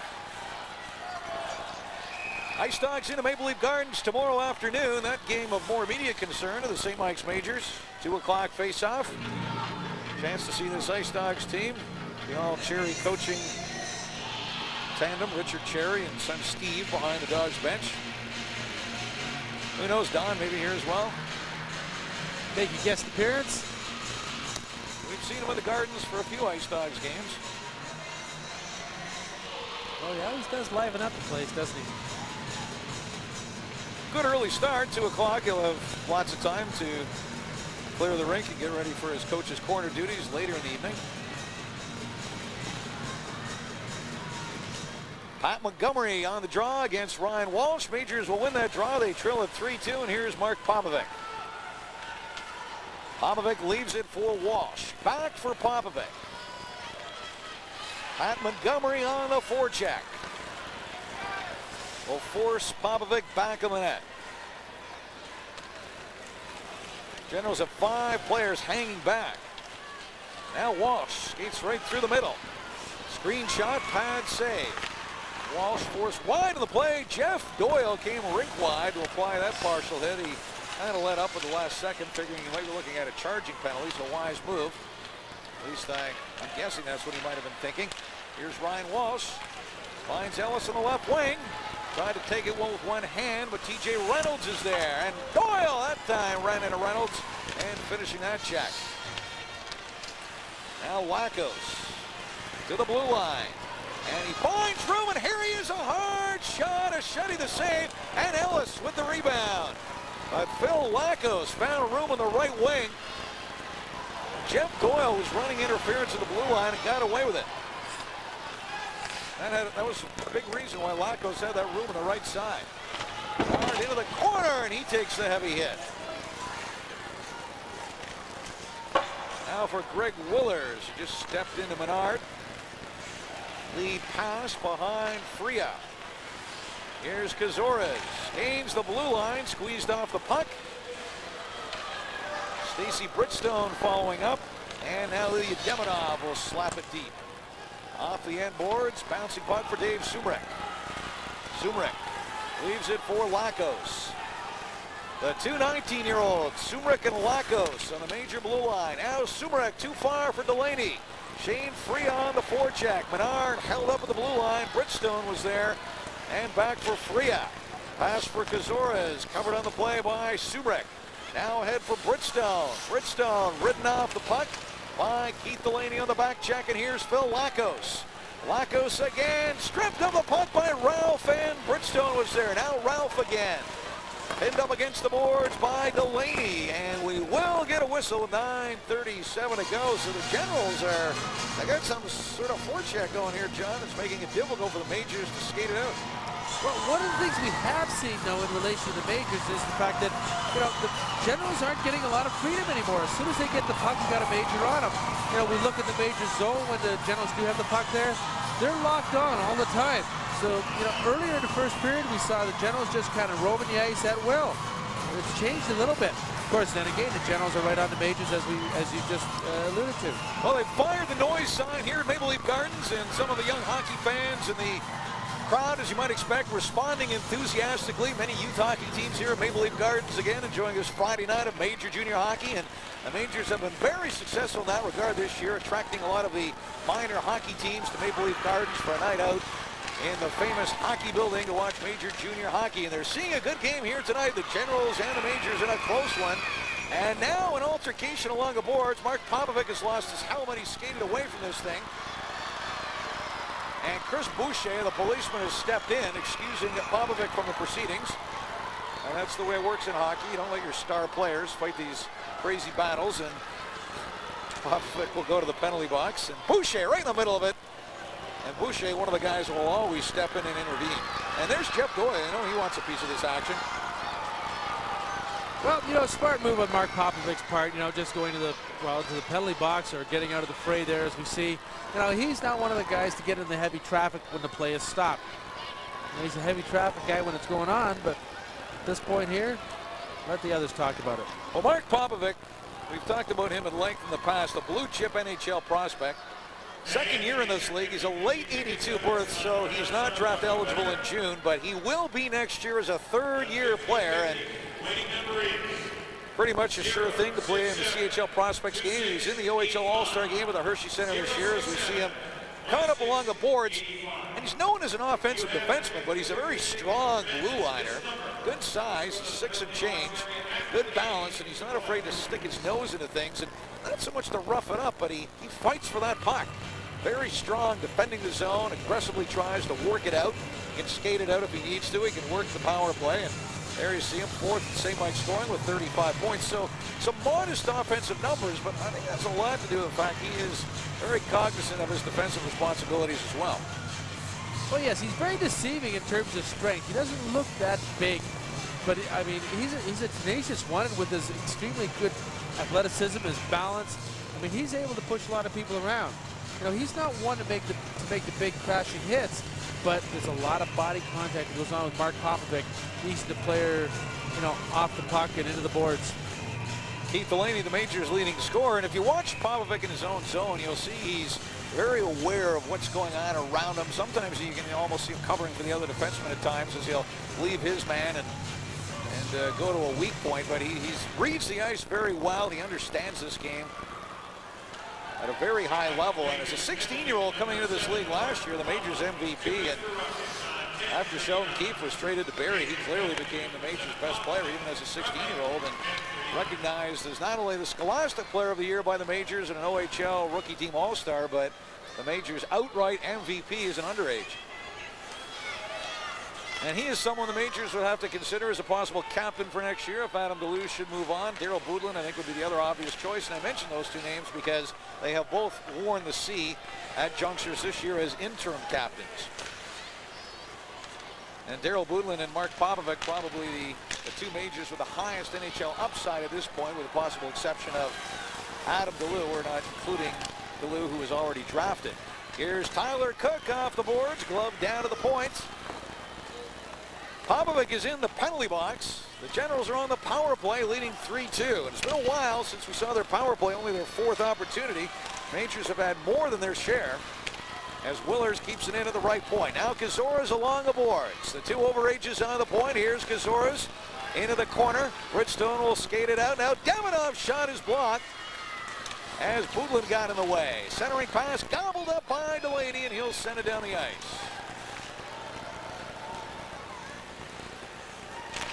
Hammered back in by Matty Bannon. Long rising slap shot off the end glass. I can never do that as a kid, John. Long hard shot off the end glass again. That one by Brad Ralph. Practice, I used to stand there at the red line, see if I could hit it high and over the net. I could never do it. Just to hear the sound of the glass crack. I could do it from the blue line if I really lined it up properly.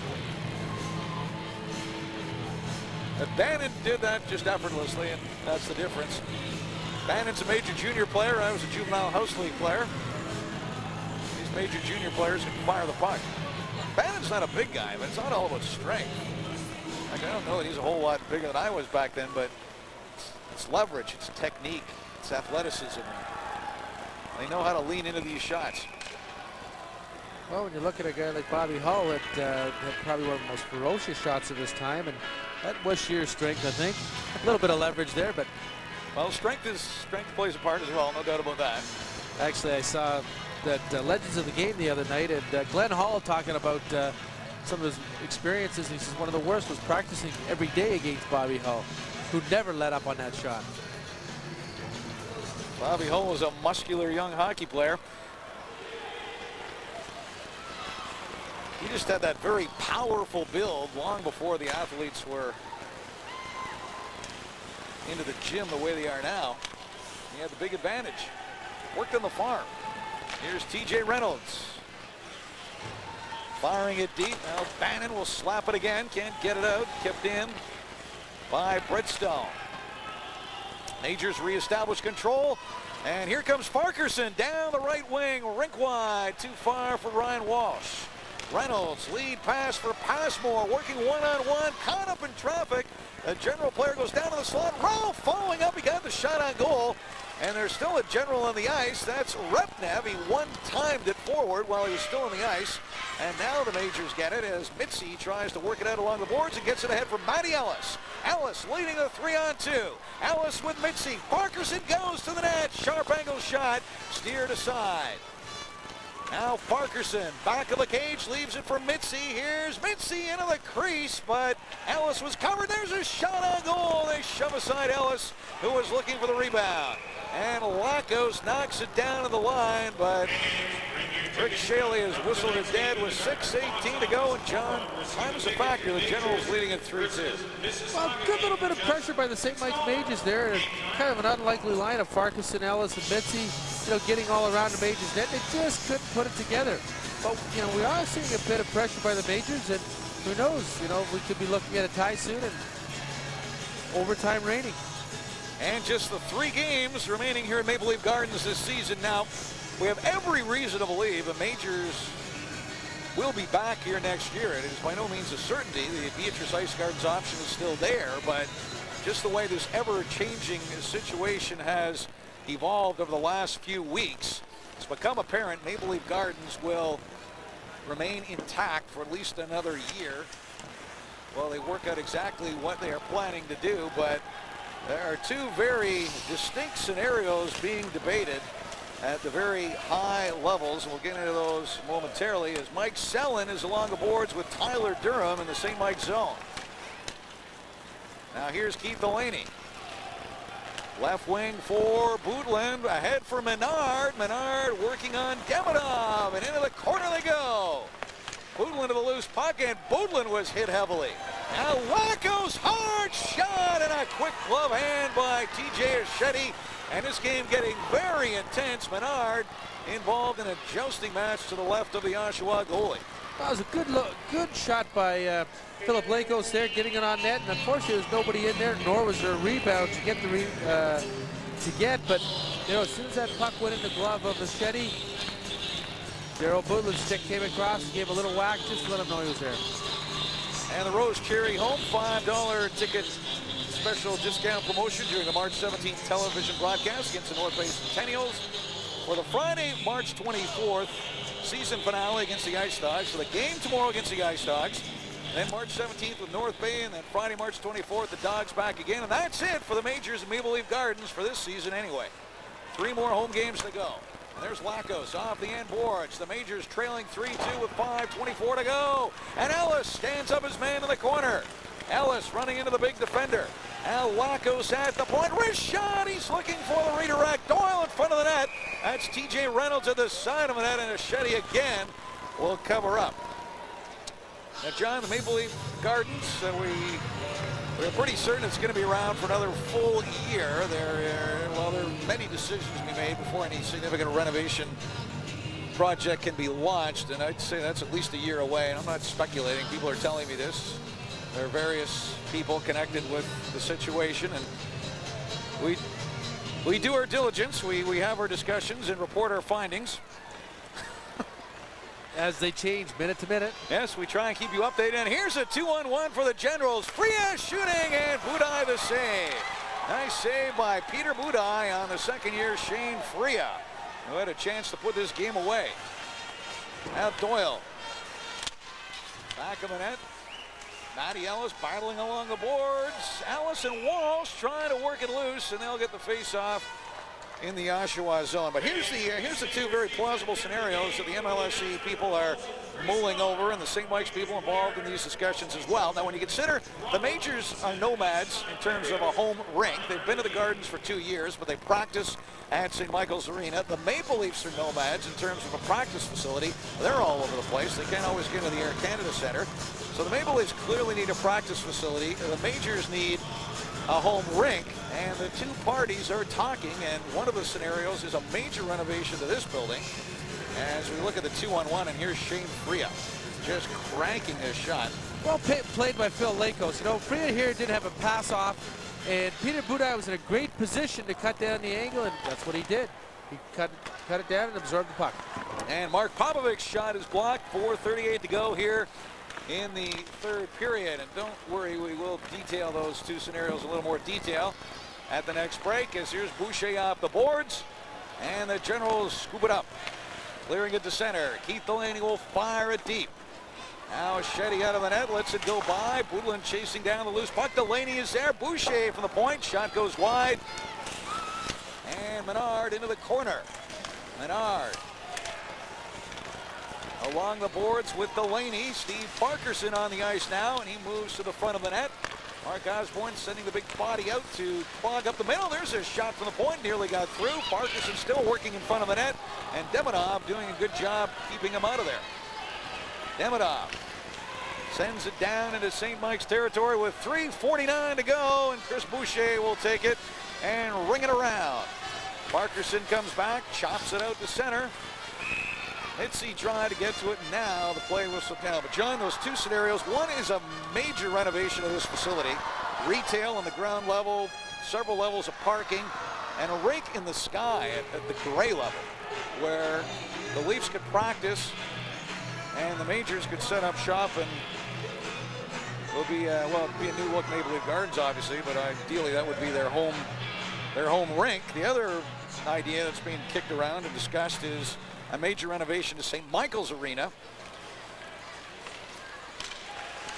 as a Maple Leaf practice facility and the Majors home rink. So those are 2 very, very big projects that are being discussed and examined, and who knows, something else could surface as well, but those are at least 2 of the ideas being kicked around. So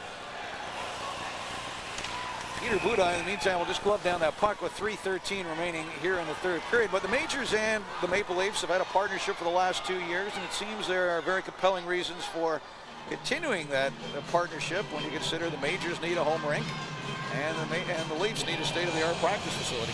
Well, that's true. You know, we keep talking about the Majors needing a home, but also the Leafs need a place to practice.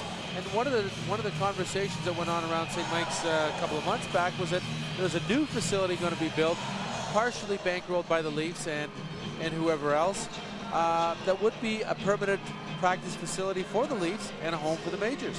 That would have been a new facility as opposed to renovating presently St. Mike's Arena. Now, something to consider, even if the major renovation to the Gardens involving the rink that we discussed, that scenario, even if that doesn't get approved, very good chance the Majors will continue to play here anyway, pending some future option, as it appears this building will remain operational for at least another year. So that Beatrice Ice Gardens option that seemed very likely a few weeks back, still there. It's still part of the scene, but maybe not the preferred option anymore. Here's Ryan Walsh. My sense of it, John, though, is that the preferred option is for the Majors to remain here for another year. Here's Ellis with the shot. That's blocked. Now another shot. And Aschetti will make the save with 2:24 to go here in the third period, and the Generals clinging to a one-goal lead. Well, you know, I mean, if the Majors were to move again this year, that's, you know, the second move in about 3 years. And, you know, I don't really think they're looking for a Band-Aid. I think they're looking for a home for this team. And, you know, to move to Beatrice would probably be a Band-Aid, you know, until they renovated another place or built another place. Well, I think they value their partnership with the Toronto Maple Leafs, and if they can maintain a good, constructive, mutual relationship with the Maple Leafs, it certainly benefits them being associated with the Maple Leafs. The prestige involved there. There are the historical ties. Well, this relationship has gone a long way back, even to the days when the Majors didn't exist as a farm team, you know, for the Leafs. And the more compelling present new millennium reasons that we've discussed. One team needs a home rink and the other needs a permanent practice facility. Here's Boucher sending it deep. Back for Ilya Demidov. Demidov along the boards. Brad Ralph will dig it loose. And up in the left wing for Passmore. Ahead for Repnev. He goes down. Boucher is there. Now Brad Ralph to the loose puck. The Majors poke it out to center. 1:43 to go in the third period, and the Generals leading 3-2. And here's a chance for the Gens. Willers centering, but Passmore covered by the back-checking St. Mike's player Darrel Putin. Now Mark Popovic and Putin and Passmore are still tied up back in the St. Mike zone. Peter Budaj coming over to inspect the two of them, and they both appear to be in a little bit of pain. Kevin Pratt is on the ice with Putin, and Brian Boyes, the athletic therapist for the Generals, now tending to Passmore. It's kind of interesting, you know, Kevin Pratt here is working on Darrel Putin's shoulder, and, you know, the Oshawa trainer is working on Passmore's shoulder, and they, you know, I didn't see it. It was kind of behind a play. They had a collision, obviously, and well, that's exactly it. They had a collision in the corner, and then they just sort of lay there, tangled up with each other, and very slow to get up. And here's the collision. It's a leg collision. They get their legs caught up. They locked legs and slid into the boards, and the play carried up ice, and they remained behind.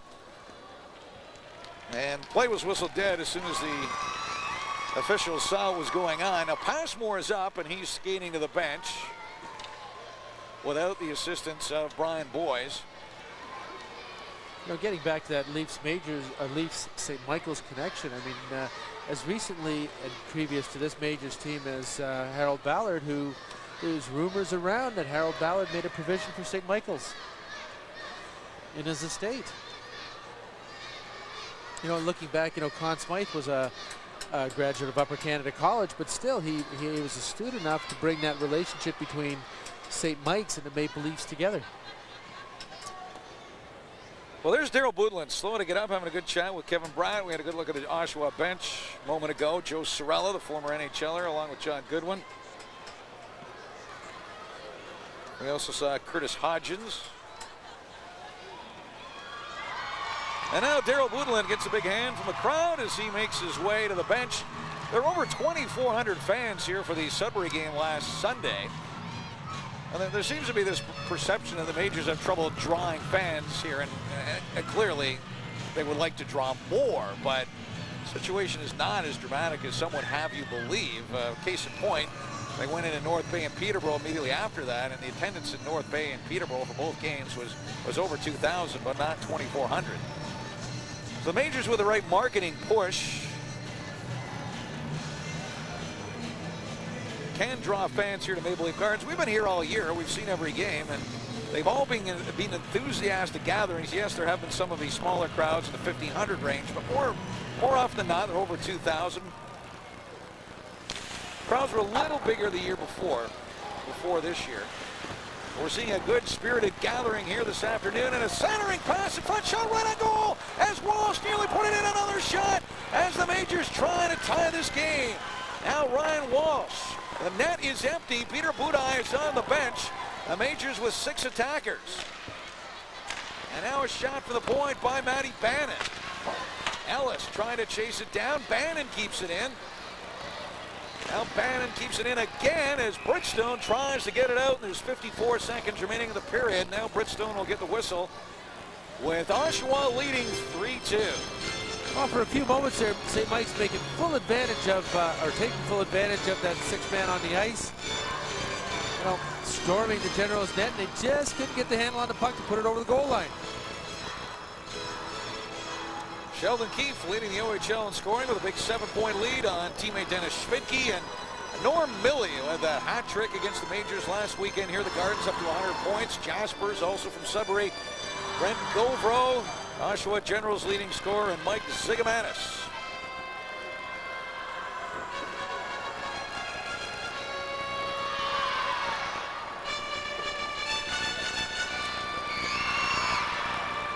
So the Generals not only losing their leading scorer, but also the OHL's 5th leading scorer. So a tough loss for Brent Govro, but they're making do with a 3-2 lead here on St. Mike's tonight. Now a scramble in the corner for that loose puck.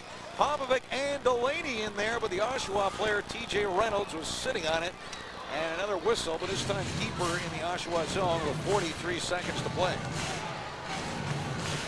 Maddy Bannon going to the Majors bench for a little bit of strategy from Coach Osborne. And you know, this is one of the things they were looking for, to get a face-off in the Oshawa zone so they could regroup, get possession of the puck, and try to get a scoring opportunity in the next 43 seconds. And a reminder, the Mississauga Ice Dogs into Maple Leaf Gardens, 2 o'clock tomorrow afternoon. 3rd last game of the season here at MLG. The Ice Dogs with some bright young talent up front. Lou Dickinson, Chad Wiseman, those 2 players especially are worth checking out. They have very significant upside. Dickinson had a strong game at the Prospects game this year. Wiseman, a solid 2nd-year player, leading the Dogs in scoring. Jason Spezza probably won't play. He's been out a long time with that abdominal muscle pull. He may finish the OHL season on the sidelines, although I think he may turn up with the Canadian national team again as he did last year to conclude his hockey season with playoffs not in the picture. Mark Osborne and Tim Armstrong well, they've got a timeout here. Plotting the strategy. Marcus Smith is on the Ice Dogs blue line. He has been out all year, the underage, and probably their most talented young defenseman. It was a real blow losing him early. He was the guy they wanted to develop this year, and they didn't get him till the last few weeks. So we'll see Marcus Smith tomorrow. Lou Dickinson, Chad Wiseman, and some veterans in that blue line as well. BJ Ketchison, Omar Anafati. They've been around this league for a while. I think Anafati will probably come back as an overage next year. Maybe Ketchison, it's hard to say. But the Majors will get Adam DeLue and Brian Simpson back tomorrow. It'll be fun watching Adam DeLue again. I'm sure he'll be his regular ornery self. 43 seconds remaining in this 3rd period.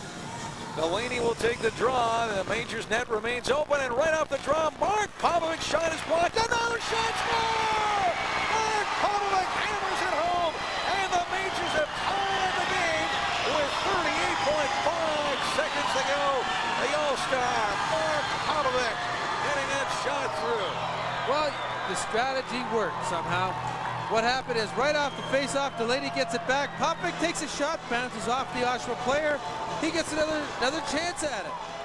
You know, not really much of a crowd in front of the Oshawa net, but Ashetti just didn't see it. It blew by him.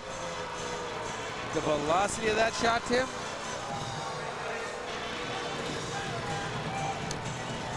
Mark Popovic scoring with 39 seconds to go. A clutch goal by the Majors with the net empty. 3-3 the score. And Popovic will get credit for the goal. It found its way through clean.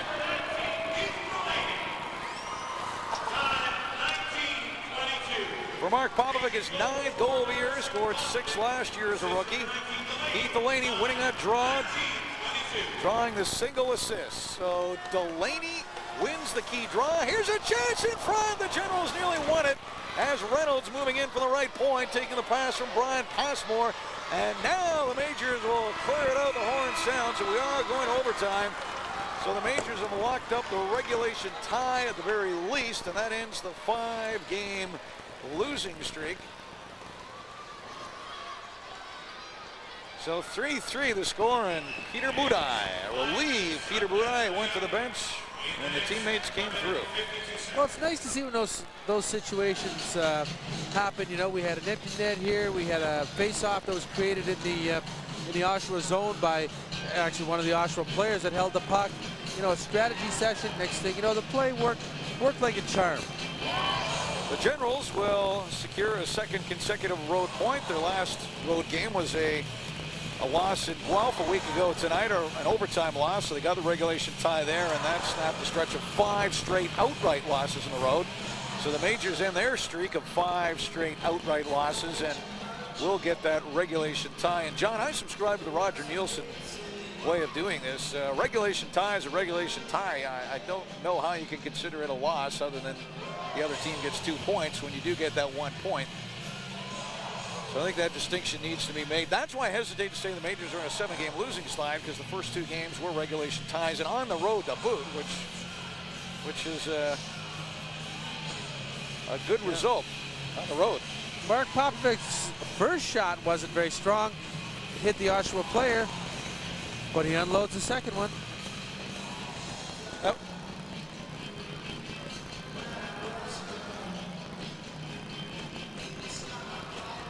Mark Popovic just taking a breather there on the bench. Well, that was a very nice shot by Mark Popovic. Got it through, got it high and top left corner. Very versatile young man. And we're talking about how strong he is defensively, but that offensive upside is definitely there, and we saw it from the point.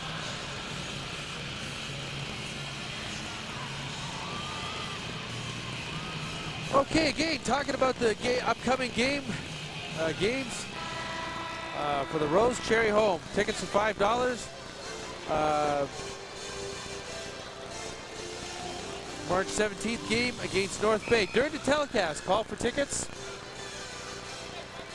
You got it. Call in during the broadcast. Caught me a bit by surprise there, Tim. And there's Tim Majors. There's some of your time. Yeah, time. Oh, I thought you had a fan club going there, Tim. I wasn't going to jump on that. I knew there was more to that word. Anyway, our March 17th broadcast of the North Bay Centennials. If you're watching that at home on television, get on the phone. You can get a $5 ticket for the game on the 24th. The Rose Cherry home game. The Mississauga Ice Dogs into Maple Leaf Gardens for the season finale. And we're underway here on 4-on-4 overtime at MLG. Who do the Majors have out there? They have Boucher. They have the regulation hero Popovic, along with Budlin and Delaney. Here's Vladimir Repnev with Demidov, the 2 Russians, Greg Willers and Brad Ralph, who is the acting captain for the Generals tonight, with Brent Govro on the shelf. Now here's Brad Ralph, checked by Boucher for Keith Delaney. Delaney can't clear it out. And here's a chance for big Greg Willers back of the net. Now Willers takes it high. Chases it down into the corner. Boucher staying with him. Now Boucher takes him into the boards. Willers throws it back of the net. No one there for the Generals, and Mark Popovic will take over. There's a General helmet on the ice in the St. Mike zone, and play whistled down at the blue line. Now, John, both teams can be reasonably satisfied with at least the tie point, either a regular tie or regulation tie, depending on whether an overtime goal is scored or not. However, when you consider the Majors haven't won in 7 games, I think they might consider going all out, try to get that W and end that long stretch of 7 games without a win. Well, I mean, it is a bit of justice for the Majors. You know, they had a very kind of a sloppy first period by, you know, letting the Generals roam around a little bit. But once they got the game together and tightened things up, you know, they've been a force to be reckoned with here. And, you know, it's a well-earned tie, if nothing else. Sumeric's pass goes astray, intercepted. Here's Stacey Bridgestone, wrist shot. Bridgestone a gaping cage, but Sumeric came over and checked him as Bridgestone had a wide open net. Now here's Bridgestone again. Finds Rosenstrom. Rosenstrom's shot doesn't get through, blocked by Walsh, and now Bannon's pass behind Ryan Walsh. Chris Menard trying to knock it down at center, runs into Reynolds. Majors fire it back in. 3:25 to go in the OT. Ryan Passmore makes a little move on Chris Menard, and he'll skate it out to center. Here's Passmore to the line. Majors at 3 players back. Now Matty Bannon will break it up. And ahead for Greg Mitzi for Chris Menard. Menard to the blue line, working one-on-one. Mitzi trailing in the play, and here's Greg Mitzi now. Mitzi checked off the puck. Majors keep it in. That's Tyler Cook, but gloved ahead by Passmore, 2-on-1. Here's Passmore working the 2-on-1, passing it, but intercepted, broken up by Lakos. Now Demonov steps into the shot, and Tyler Cook was there. Chase for it. Maddy Ellis, 2-on-1 with Mitzi. Shot, glove save by Shutty. Nice little shot by Maddy Ellis, and, you know, an equally good save by Shetty. You know, he had Greg Mitzi set up there as a decoy and a 2-on-1, and he just elected to shoot, and probably a good move. Well, no doubt this 4-on-4 hockey is wildly exciting hockey. You know, we see Peter Budaj down at the other end, you know, stopping the Generals' first attempt, gets a second crack at it. You know, throwing his body all around to preserve this tie and hopefully come up with a win. Face off to the left of TJ Aschetti, 2:44 to go in the OT. Keith Delaney with John Kazores on the draw. Majors win it. Here's Popovic at the point, but it squirts loose. And Shane Freya down the left wing. Freya to the net, center, score! John Kazores scores in overtime, and the Oshawa Generals get the 2 points. The Majors will have to make do with their 3rd regulation tie in the last 8 games. So final score, the Oshawa Generals win it in overtime. Their 2nd straight win, 4-3 over the Majors. The time of that overtime winner, 2 minutes and 28 seconds. So the Majors will continue winless for their last 8 games. Well, it's kind of unfortunate that, you know, maybe if somebody's going to wear the goat horns, it might be Popovic, but maybe not. I mean, he didn't really get control of it on the blue line, and it looked like he thought he had, and he went toward the Generals' net. That's when Freya blew by him for the 2-on-1, passes over Kazores, and the game is over in overtime. So John Kazores, the 2nd year with the game-winning goal, his 22nd goal of the year, and the Generals with their 1st win on the road in their last 7 games. Final score 4-3. Oshawa beats St. Mike's. They go up 3-0 in the season series with 1 more to go, and that will be Sunday, March 19th, 9 days from now in Oshawa. All right, we'll wrap it up from here. We've gone over a lot of time with the overtime game. So for Mark Heinecken and for John Walsh, again, the final score, the Generals 4 on the overtime winner by John Kazores. The Majors 3. Again, the Majors and the Ice Dogs here in Maple Leaf Gardens tomorrow afternoon at 2. So for everyone involved in our Rogers broadcast this evening, I'm Tim Haffey. Good night from Maple Leaf Gardens.